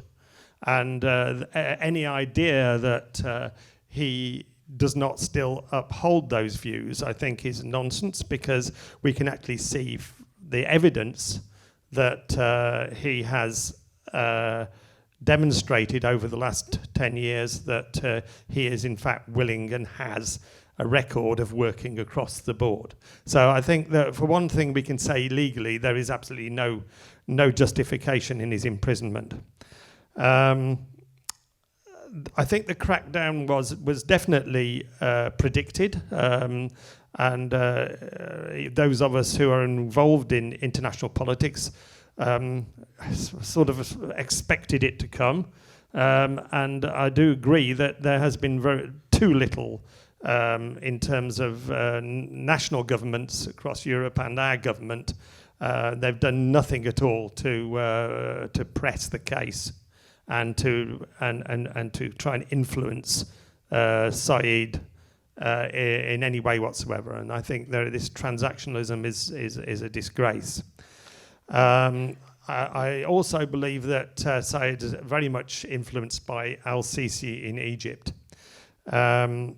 And I think in some respect there is a sort of mismatch with timing in this, because what we are seeing with al-Sisi now, he's driven the Egyptian economy into such a mess that for the first time he's actually started to row back on some of the suppression and repression. For instance, in Liberal International, for the first time in 10 years, certainly the first time since before al-Sisi took over, we have a Liberal party from Egypt that has been allowed to operate and has joined Liberal International this year. So this is a curious time for Saeed to be following what al-Sisi was doing 5 or 6 years ago. Normally when I'm in on these panels, I talk about the disgrace of locking people up for their beliefs, because this is what I do with a lot of my political time now. But we've got so many panelists here that are far more familiar with the circumstances, that I think it's worth actually pointing out a few economic facts as well, because what Saeed is doing is economically not in the interests of the Tunisian people, who need investment, they need to see economic growth, and this is not going to happen under this kind of crackdown and repression. And even though Europe is certainly not going to come to the rescue of Tunisia in terms of trying to oust Saeed, we in the Renew group, and I'm still very much engaged with them, are really pressing now for a strong economic relationship, a partnership with not just North African countries, but with a lot of African countries, because we have a common interest here. Europe is short of labour. It's also trying to decarbonise its economy, and we are pressing for a proper economic partnership that can help Europe decarbonise and at the same time help African countries actually start to add value and gain investment. We had a whole conference on this in Marrakesh last December. It was the Renew Pact conference, and we're having another one in a 3 months' time or so, to really put some flesh on the bones of how we do this. And of course, the North African countries are so close to Europe that there is so much common interest there. There is land available for solar farms, whether it's you're close enough to attach to the grid. We're talking about producing a lot of green hydrogen. And now this is the sort of thing that can really bring prosperity to North Africa. And I think that because it will be driven from the European institutions, it will require a certain level of good governance. And those countries that are not showing that good governance will miss out. And I think this is going to happen. It's starting from my own group, which is the third group in the Parliament. We are getting a lot of interest now across the board, simply because this is in Europe's interest. And so I'm hopeful that, as Samaya says, the actual political issue can be solved from within. And if it can, I think that there is a strong future. I think Europe will act in its own interests. It will have.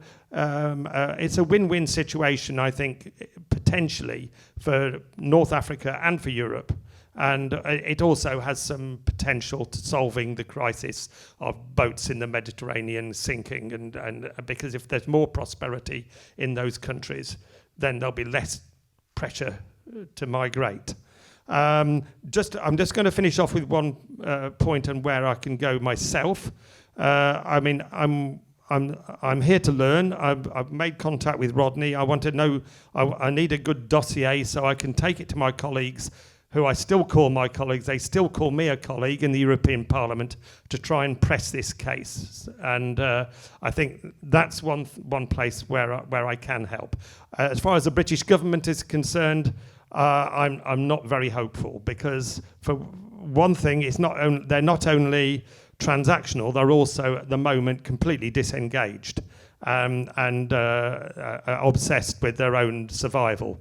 And I just don't think that their vision is wide enough to take these things into account at the moment. I just can't see it. But really, we should be pressing our government to put pressure on Saeed to release all the political prisoners and return to a proper parliamentary democracy. Thank you very much. Thank you, Phil. Thank you very much. And that dossier, I'm sure Kauthar, Sumaya, and the team will be able to provide you with that. Thank you very much. Our penultimate speaker for tonight is a very, very good friend of ours, a great campaigner for freedoms, for human rights, for democracy in her own country, but never is there a fight without her being there. And today she's here for Tunis. Dr. Maha Azzam is the head of the Egyptian Revolutionary Council, formerly with Rusi and Chatham House. Please, Dr. Maha. Thank you very much, Anas, and thank you for inviting me to join this panel. Let me take my cue from the title of this meeting, which is, "Has Tunisia, the birthplace of the Arab Spring, succumbed to tyranny?"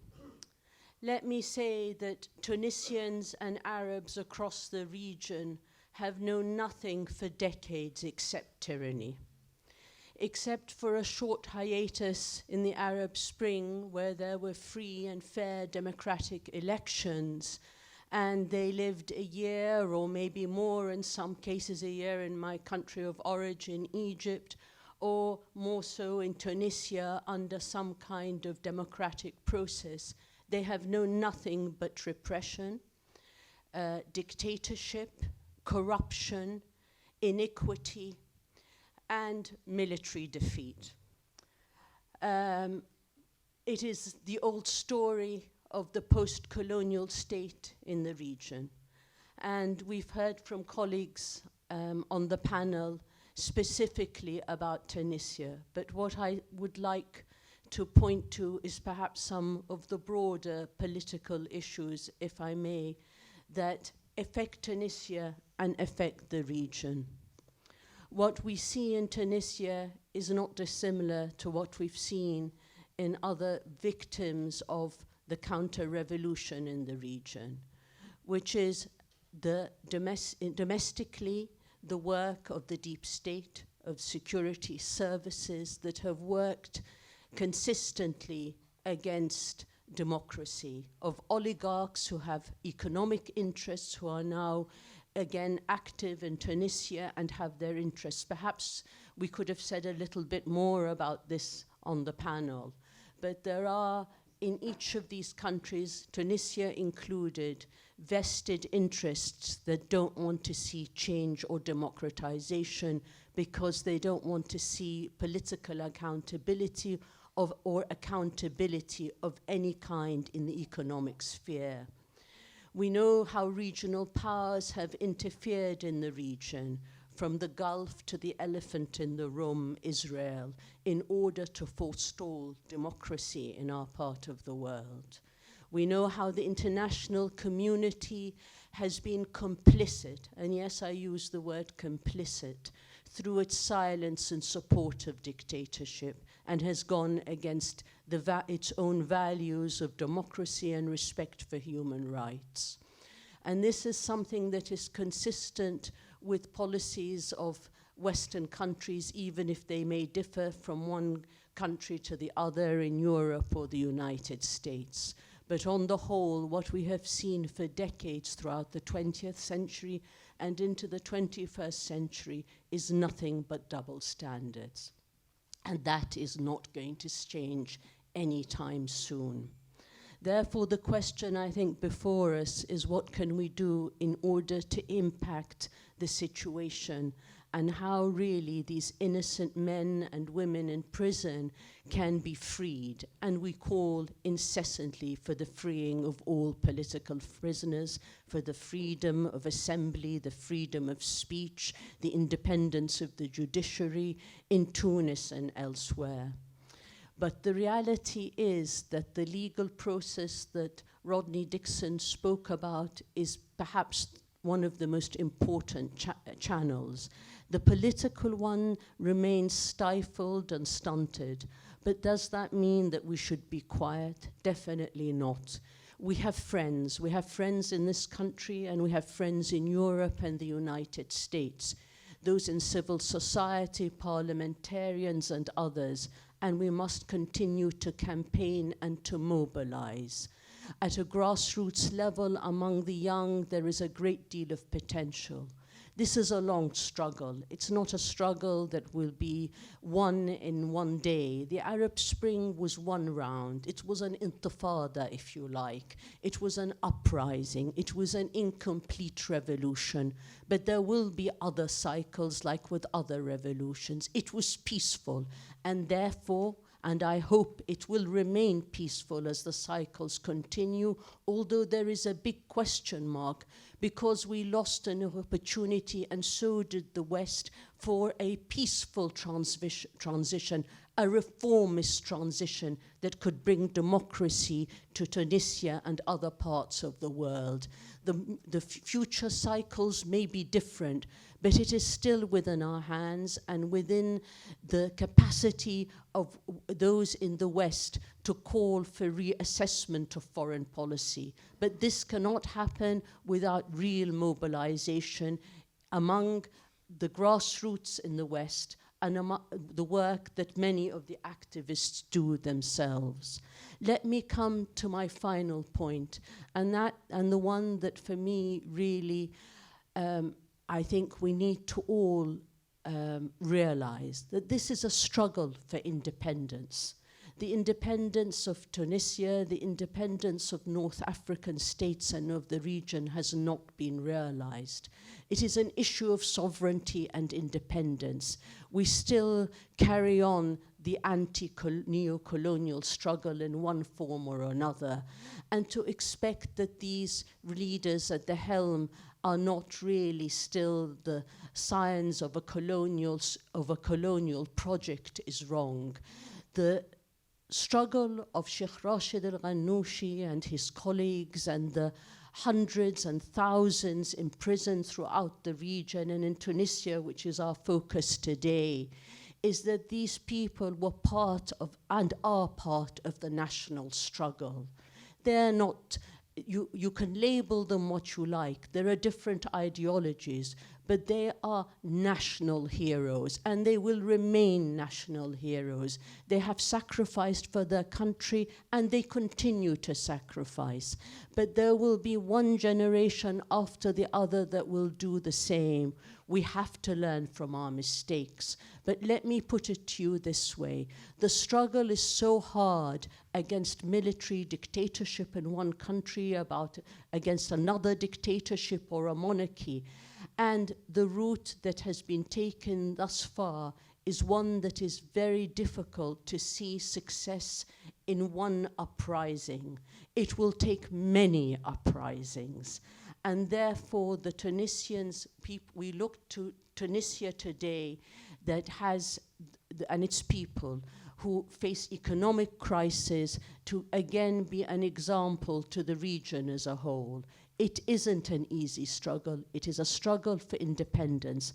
And as the Arab regimes have united against us, there is a need, a serious need, for the Arab peoples as a whole to unite against them, both outside the region and inside the region, and to say to the West, hands off our part of the world. We want real independence and freedom and respect for our rights. Thank you very much. Thank you very much, Dr. Mah. That was fantastic. Thank you. And last but not least, someone who knew, lived with, studied Sheikh Rashid al-Ghannouchi over several decades, and actually wrote a book titled Rashid al-Ghannouchi, A Democrat Within Islamism. The chairman of Al-Hiwar TV, one of our sponsors today.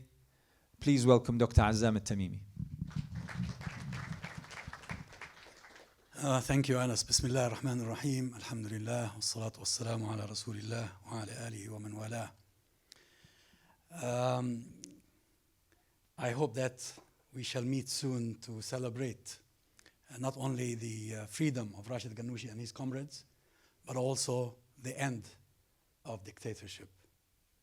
I am optimistic, David, unlike you, although I share some of your criticism or frustration, yes, indeed. And my optimism is informed by experience. It's been nearly 31 years since I began my working relationship with Rashid Ghannouchi. I was just starting my research at the Center for the Study of Democracy at the University of Westminster. And I invited Rashid Ghannouchi to meet my supervisor, John Keane. And John Keane was so impressed that he invited Rashid Ghannouchi to deliver a talk to our weekly seminar, which used to be every Tuesday.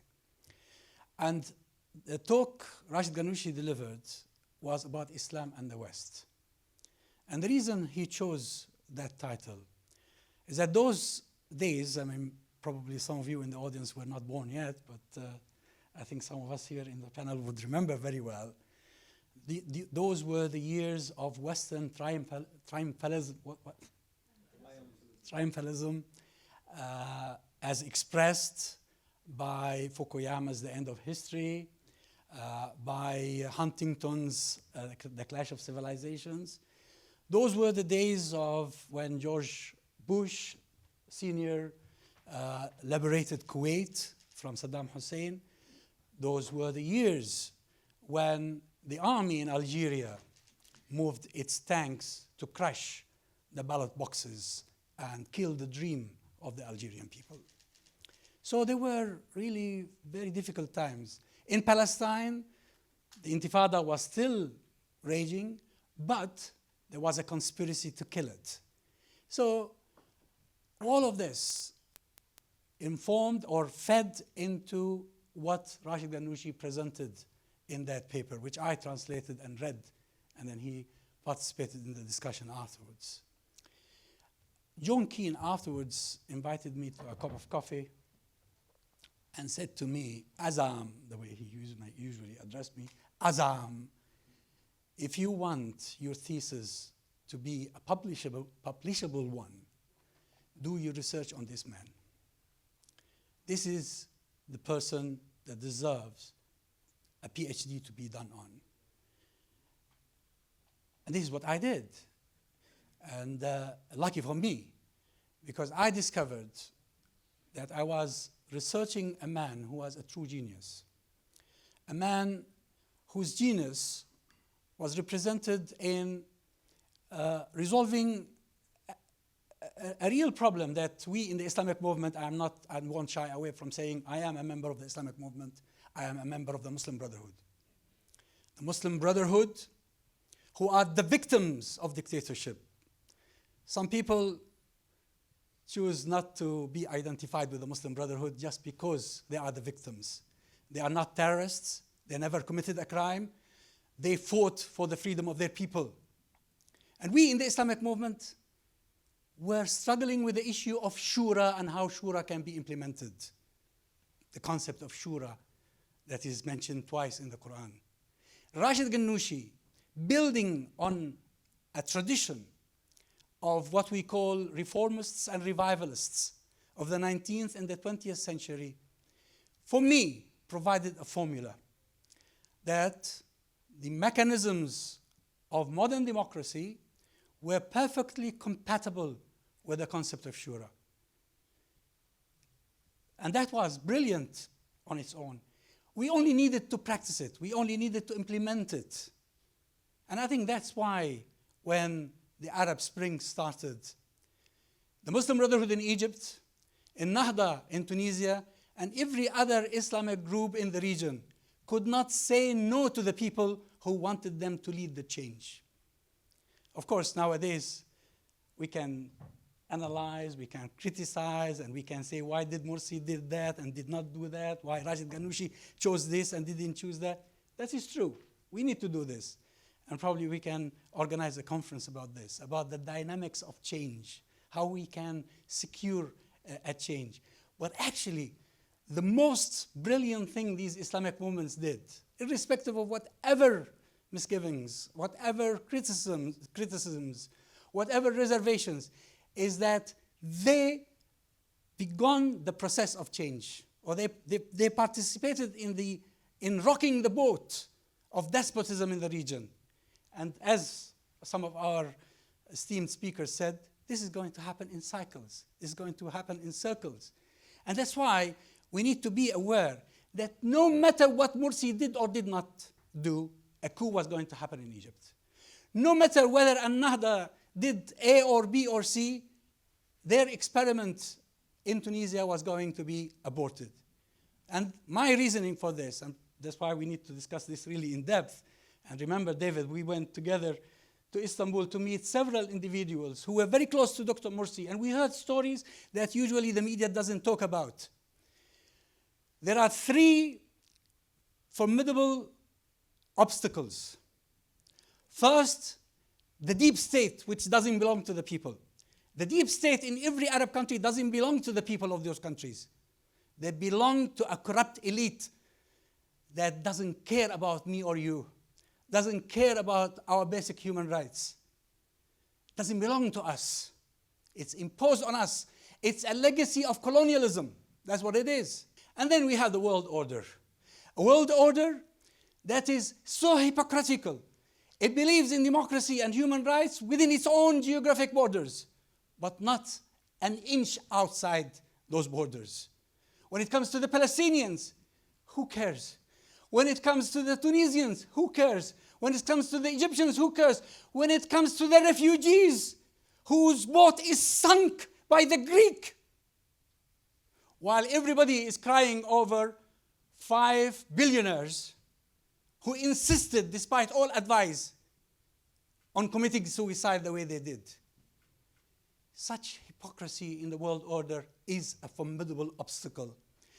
We can try and make the effort, contact MPs, talk to the journalists, do everything. We have to do this, whatever we can. But believe me, the change comes from within. The deep state has to come to an end. Remember the Iranian Revolution? The Iranian Revolution managed to finish off the deep state, and that's why it succeeded. The Iranians remained in the streets. The Iranians gave their blood and they gave their tears and sweat until everything the Shah built in order to persecute and suppress the people of Iran came to an end. They removed at least one formidable obstacle. The regional order, represented by those who have the money. We need to do something about it. We need to do something about it, or somebody needs to do something about it. Once change happens within these two circles, who gives a damn about the world order? We will bring about change no matter what. If the people of Tunisia want to see a change, if the people of Egypt want to see a change, if the people of Palestine want to end Zionism. Thank you very much. Thank you. Thank you. Okay, listen, we have about 10 minutes, so I will allow for 3 brief, either questions or very brief comments. Okay, if you want to direct it to a specific speaker, please mention. I'd like you to introduce yourself, your name and your organization if you're representing anything today. Please, the gentleman here. Who else? Who else? The lady in the 3rd row and the gentleman in the 2nd row. So please, your name and your organization. Not an organization, just an individual. Okay, just your name. Very hard being an individual anyway. Bahauddin is my name. But today, 23rd June, is also a very important day because this is another Nakba actually. 23rd June 1757 is the day when Bengal came under the treacherous occupation of the English. By the way, without Bengal's occupation, there'd be no empire for Britain in Asia, by the way. There'd be no India, the sort of tapestry that was built by Bengal. And also Bengal was the reason why Britain was able to attack China. Bengal was 2 of the largest economies in the world, by the way. In terms of skilled manpower, Bengal was number 1. Over 1 million skilled workers were employed, bigger than in China, often forgotten. Anyway, that's by the by. The point I'm making is this. Yes, please. In the case of Tunisia, I've got some experience in the sense that I participated in at least 4 demonstrations, by the way, during Habib Bourguiba's regime. I can say this, including the last time when Britain and the United States began to occupy Iraq, your great nation, by the way, which has been destroyed and decimated by Britain. In fact, it was a country whose leader was actually put into position by Britain. Saddam Hussein was Britain's creature in 1969, I believe. The point I'm making about Tunisia is this. Tunisia had an amazing intellectual capital. It's a country which actually was, in many ways, the only proper nation state in the Middle East, in the MENA region. Also, Habib Bourguiba, often discarded as a dictator, actually he did create a nation. And actually he gave a sense of Tunisianness which is not available anywhere else in the Middle East, by the way, for a very long time. The point I'm making is this, that actually this is a country which still has huge potential to become a harbinger of democracy and rule of law, I believe. By the way, I disagree with the last speaker because I think Islam, which has often become a hook, was a hook, actually a failed hook. Let's abandon it. And I think Dr. Ghannouchi— Abandon what, Islam? No, I don't mean Islam. I meant the hook that's used, called Islamism and so forth. I think this should be abandoned. I think Dr. Ghannouchi, by the way, I briefly met him. I do not like Islamism, but I found that he had spoke in a way which seemed to say that actually democracy has a value for the wider Muslim world. Okay, can you wrap up? Otherwise, we're moving on. Yes. Unfortunately, Algeria, Dr. Azam mentioned his name, named that country earlier. That country, unfortunately, is acting as the step parent to the President Said regime. Sad to say, and I think in a way, we have to speak to the European Union, in particular the MEPs in the European Union, and countries like Ireland, I believe, has got excellent MEPs who can be helpful to us. And I believe there is the idea that liberal democracy is something that is valued by at least some of the states in the European Union, if not Britain. Unfortunately, Britain is an exception to that. And I believe we should appeal to them that actually Tunisia is a country which deserves to be rescued from this. Thank you very much. And Appreciate it. Thank you. The lady in the third row, and then the gentleman here in the second, and then I'll have you in the front row. Hi. Yeah, speak into it. Yeah. All right. Hi, my name is Ghufran. I'm just a student.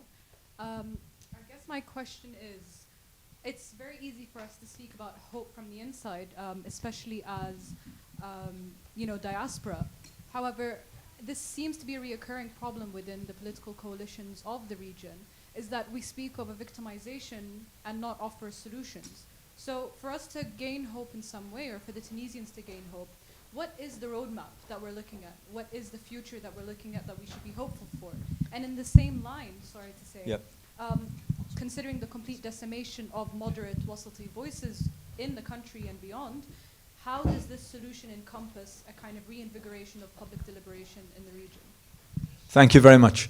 In the second row, please. Name and organization, please. Mohammed Kozbar from Finsbury Park Mosque, but just... and the MCB. And the MCB, yes, the Muslim Council of Britain.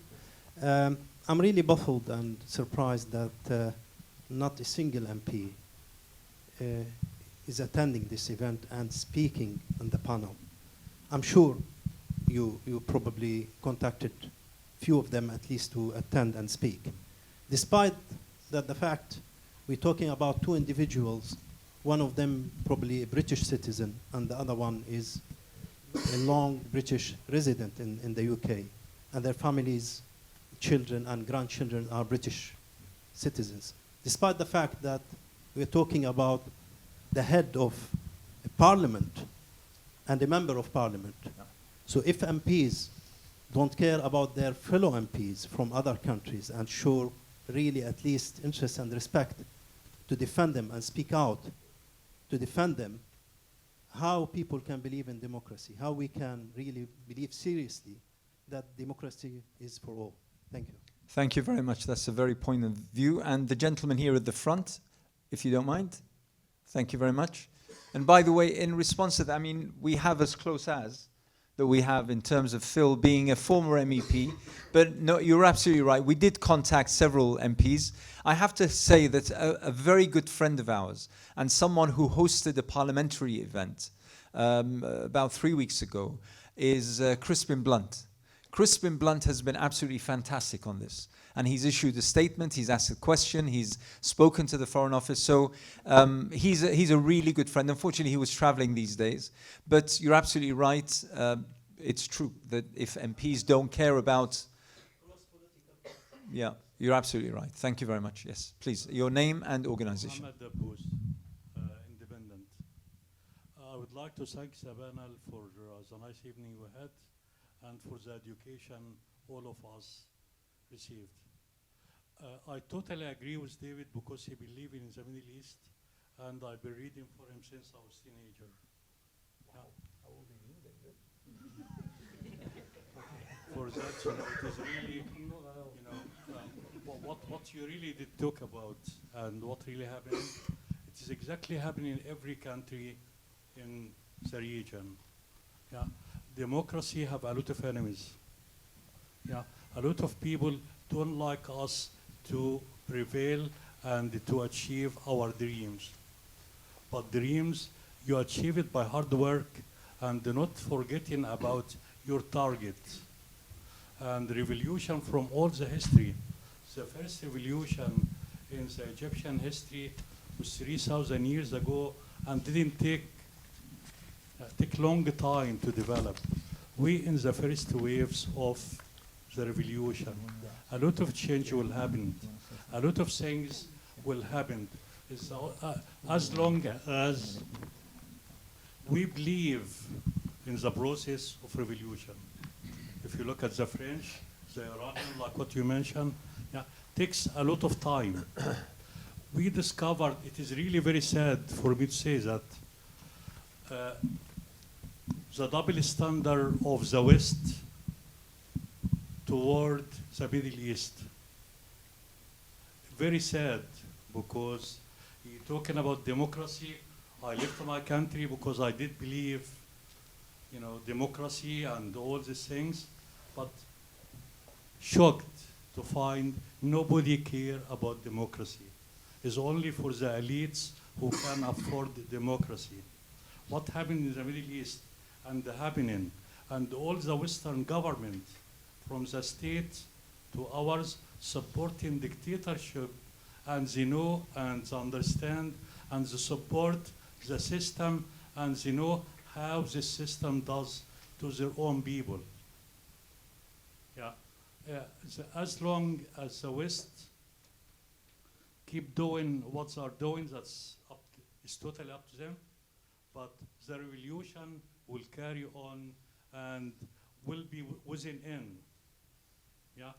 The true nation will carry on the hard work to achieve their dream. Thank you very much. Thank you, Mohammed. Okay, I'm going to, Salim, you have less than a minute. Okay, so.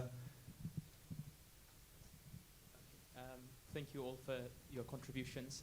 This is to discuss perhaps a different element of what's gone on in Tunisia, and that is in inhabiting and discussing in spaces that are occupied by young people who are interested or... The mic is off, I think. No, it's on. Yeah, it's fine, it's just low. Who are part of the Islamic movement. I'd like to direct this to the whole panel, but I know, for instance, Dr. Tamimi and Dr. Azam have more specialization in this field, so perhaps they'd like to take this question, which is, what are the repercussions on the discourses within contemporary Islamism on the failures of, or the failed democratic experiments in Tunisia and Egypt and beyond? Because already I'm maybe getting the feeling from young people, really, thankfully those who come from a Muslim Brotherhood background do have a strong belief in democracy, and that's something that's overlooked. But those who do not have a Muslim Brotherhood background, what is the repercussion of this? Because we are hearing perhaps the discourse of democracy has failed, Islam and democracy is irreconcilable. That fracture, for instance, if I'm an Islamist, the Islamic project that's worked is the project of Afghanistan, for as obscene as that might sound, whereas Tunisia, where you try to reach out to the liberal factions in society, try to have a discourse on cohesion and cooperation, that has failed. So how do we win back the narrative, and what are the repercussions that Tunisia is going to have on the actual advancement of an Islamic democratic experiment and discourse into the 21st century? Thank you very much, Salim. Dr. Azam. Say mum. Okay. Okay, what I'm going to do is I'm going to start from Kauthar, and then everyone has 1 minute, exactly 1 minute, to sort of either respond, comment, or say their final thoughts. So Kauthar, over to you. Yeah, thank you.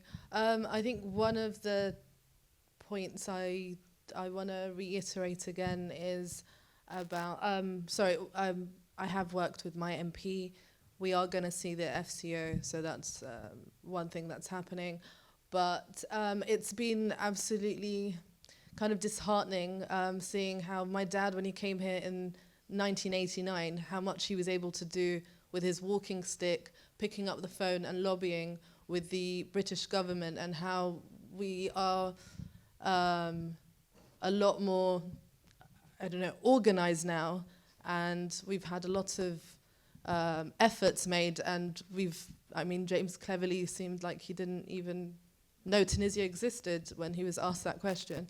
So I just want to say that it's not the end for Tunisia. I mean, it's very weird to ever even think that democracy failed after 10 years. If we look at the history of democracies around the world, they don't just suddenly, it doesn't happen overnight, and there were failures. It's a long journey. It's been a long journey for everyone else, and Tunisia shouldn't be any different. And I think when we start to ask questions in such a, doom and gloom way, I think that in itself has made people like Qais win. So yeah, thank you. Dr. Maha? Thank you.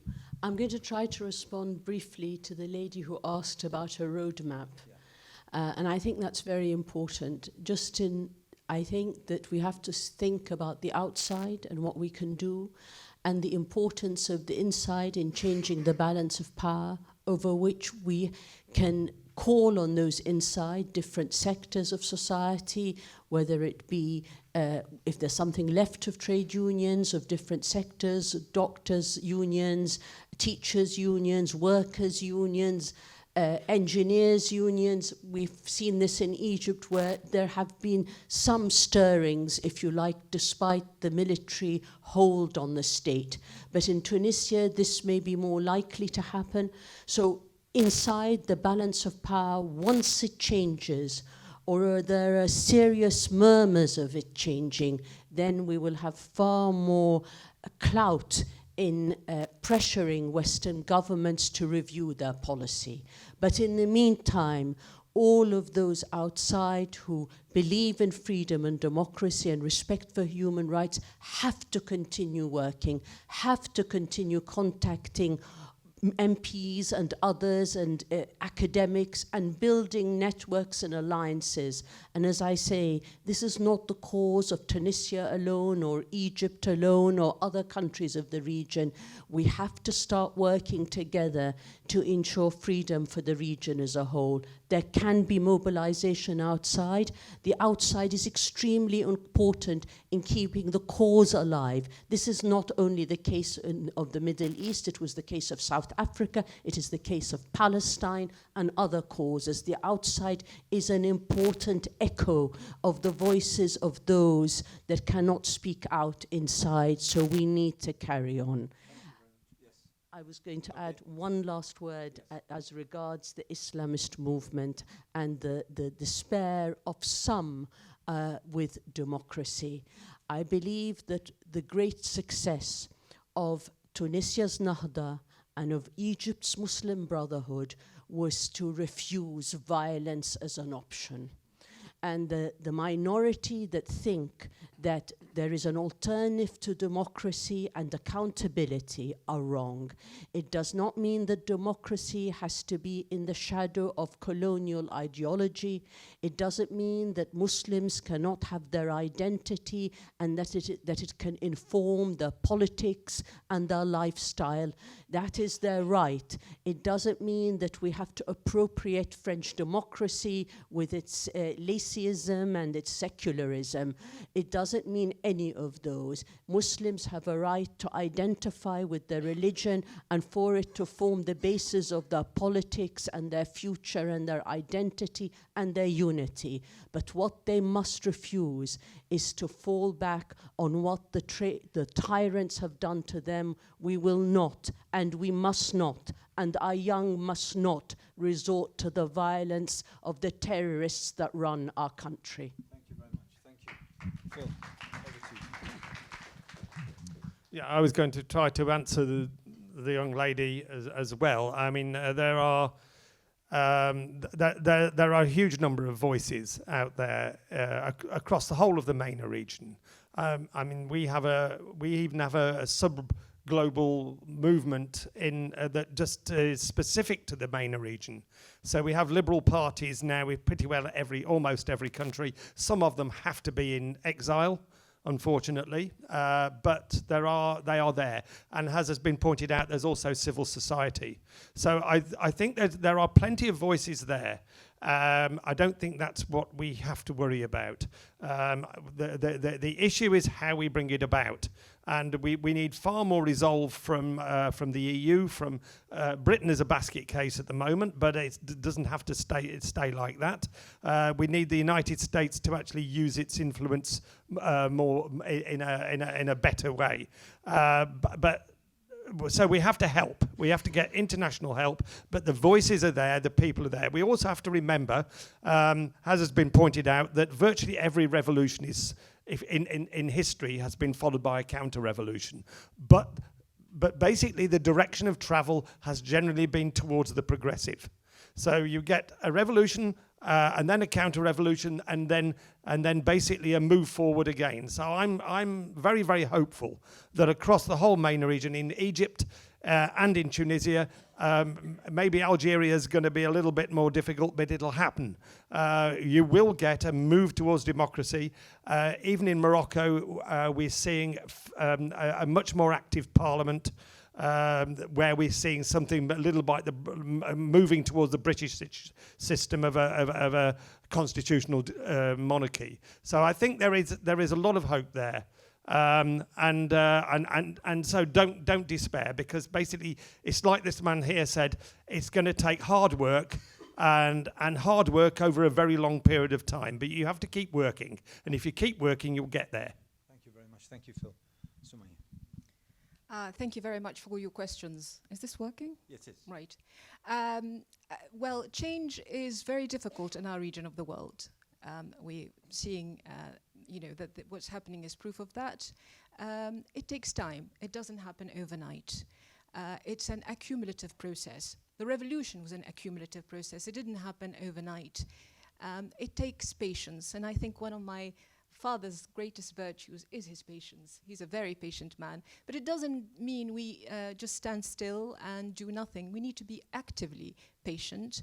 We need to, for instance, in Tunisia inside, although we are after the coup, people expected, the deep state is trying to restore the old dictatorship, but people are resisting that. So there are some gains inherited from the revolution. People will not simply put up and shut up. People are resisting. You have a coalition being built, people organizing, the opposition organizing its ranks under the umbrella of the National Salvation Front. You have rallies, you have people speaking up. Even in the media, people raise their voices and say no. So we're not seeing a complete return to the old dictatorship in the sense of people, just accepting to go back to the way things were. So it needs time. As I said, for instance, in Tunisia, the opposition currently is working on having a national dialogue that excludes only those who exclude themselves around having early elections, for instance. So the political landscape in Tunisia is very active. It's moving all the time, and it gives us cause for hope, not despair.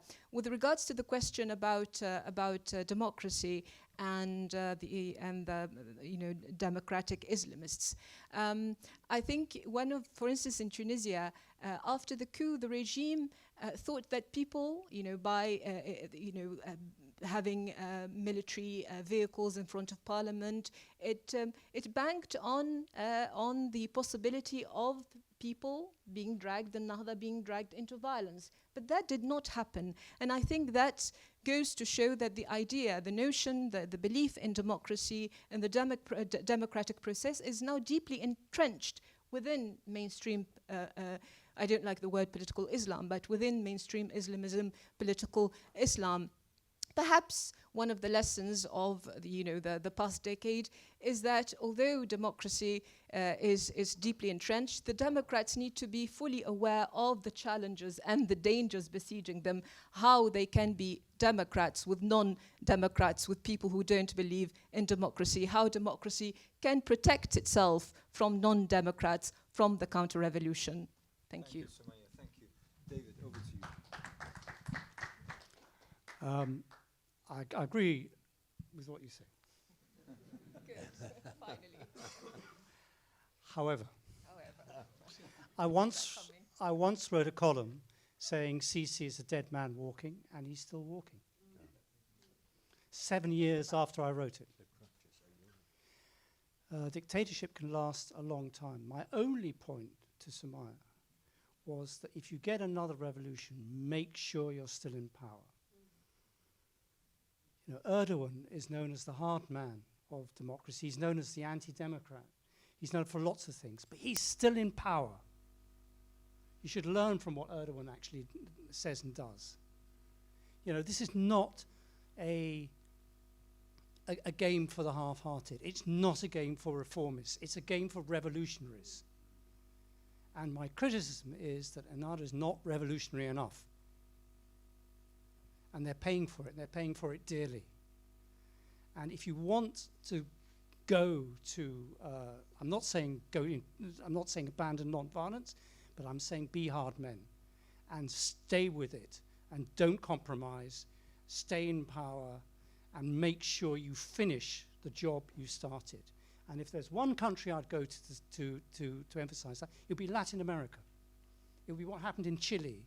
You know, when they're all shot in the stadia, where desperate things were happening. What happened in Argentina, what happened in Brazil. Go there and see how revolution is carried out to the end. That's my only point. Thank you, David. Thank you, David, for always giving me a hard act to follow. I'd just like to address the question on democracy. I think democracy is in crisis globally. No, it's not just Hungary and places. United States and here in Britain, I think we're facing a major crisis of what is democracy. That would be the first question. Second is, I think we failed to take into account the consequences of the refusal to accept the outcome of the Palestinian elections in 2006. That failure, that refusal to accept what was regarded as the fairest and openest election in the region was a green light, I think, to the deep state in all the surrounding countries. It was saying you can delude yourself through the ballot box, you get into office, but you're not in power. And we will abide our times, and because of what happened in 2006, as I say, it was the green light, we will, at the appropriate time, correct the situation, as they say. So I think that for me is the lesson we haven't taken on board and should take on board. Just finally, a word, I think your father, Saeed, and Sheikh Rashid are two remarkable people I know in my life. And I just, if I may, end with the story. When I first met Sepsi, he was deeply, deeply skeptical and suspicious of your father and what he was trying to do. Roll on 2-3 years, and he saw your father as needed for the future of Tunisia. And the reason, I think, it was the integrity that marked every action of your father, converted, if I can use that word, Sepsi, to say there is real compatibility between a secular stand and a religious stand. And I think there's something there, but it is integrity and the consistency of integrity. And I think Saeed also has shown that and was respected in the Nida Tunis parties for exactly the same reason. So thank you. Thank you very much, Oliver. And well, I have 2 points. One is about the delusion or illusion or whatever, that if you agree to change how people call you, then you will make it. Our brothers in Tunisia thought that Islamism was too much for them. They didn't call themselves Islamists, others called them actually. But then they told them, oh, if you are an Islamist, you are a bad guy. So they said, okay, we are not Islamists, we are Muslim Democrats. And everybody then cheered. And it didn't save them. It doesn't matter. What matters is what you stand for. Because they stood for democracy and freedom, they were not aided, they were not helped, they were not supported. This is the issue. The issue is the idea. So they called us, initially they called us in the early 90s, that we used to be called fundamentalists. Then when Hamas was elected in Palestine, they called us terrorists. And then they called us Islamists and this. Let them go to hell. Don't worry about what they call you. What matters is what you stand for. Now, about the point that Salem raised. And I challenge anybody in this world to prove that the Muslim Brotherhood is a terrorist organization or is a bad organization. The government of this country invited us to a meeting to help them prepare for the iftar to which Dr. Muhammad Mursi was invited in 10 Downing Street. They were going to receive Muhammad Mursi in 10 Downing Street. Was he a bad guy then or was he a good guy then? So don't be fooled by these guys, what they call us or what they don't call us. I don't give a damn. Let them call me whatever they want. I stand for the freedom of my people. Now, many young people, young men and young women, thought that these revolutions were going to deliver us. We were going to be mighty again. Our ummah is coming back. And then when the coup in Egypt happened, there was this massive, profound frustration and sense of desperation. It wasn't democracy that failed. It wasn't the Muslim movement that failed. It wasn't the Muslim Brotherhood that failed. It wasn't Morsi that made the mistake. We were being assassinated. Don't allow them to hit on the victim. We are the victims. And we need to tell this to our brothers. And I just finished with one thing. I was profoundly dismayed in 2013, 2014, after the coup in Egypt, when I started hearing some people advise our Muslim Brotherhood members who fled Egypt. They said to them, if you make an interview, if you appear on television, or if you speak to a journalist, always begin by saying, yes, I admit we made a mistake. What mistake? There were no mistakes that justified what happened. No mistakes. And we need to tell our young people, go back to Surat al-Buruj, study Surat al-Buruj, and see what happened to the people there. They were all burned alive. Was that a failure? No, it wasn't. It was standing up to the idea. What matters is the idea. If we die for the idea, we are martyrs. We don't lose. We win. So don't ever be fooled by people who are telling you Morsi failed, or the Ikhwan failed, or Al-Nahda failed. No, we did not fail. We are continuing the struggle, and inshallah we will succeed. Thank you. Thank you very much. With that, it leaves me only to thank all of you for being here. And also to our speakers. And let's not forget that we had Professor John Esposito online. He was ready to take part in this event. My gratitude to everyone here. Thank you. Your contribution was fantastic. I'd like to thank all our volunteers today, the security, the catering, everyone here, and particularly, my two colleagues, right and left hands, Abdullah Faliq, Dr. Abdullah Faliq, who's the Managing Director of the Cordoba Foundation, and Mu'adh Ghannouchi from Save Tunisian Democracy. Support us and get involved with our activities and our events at the Cordoba Foundation.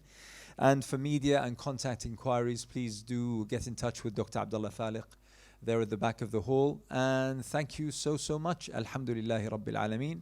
Wassalamu alaikum wa rahmatullahi wa barakatuh.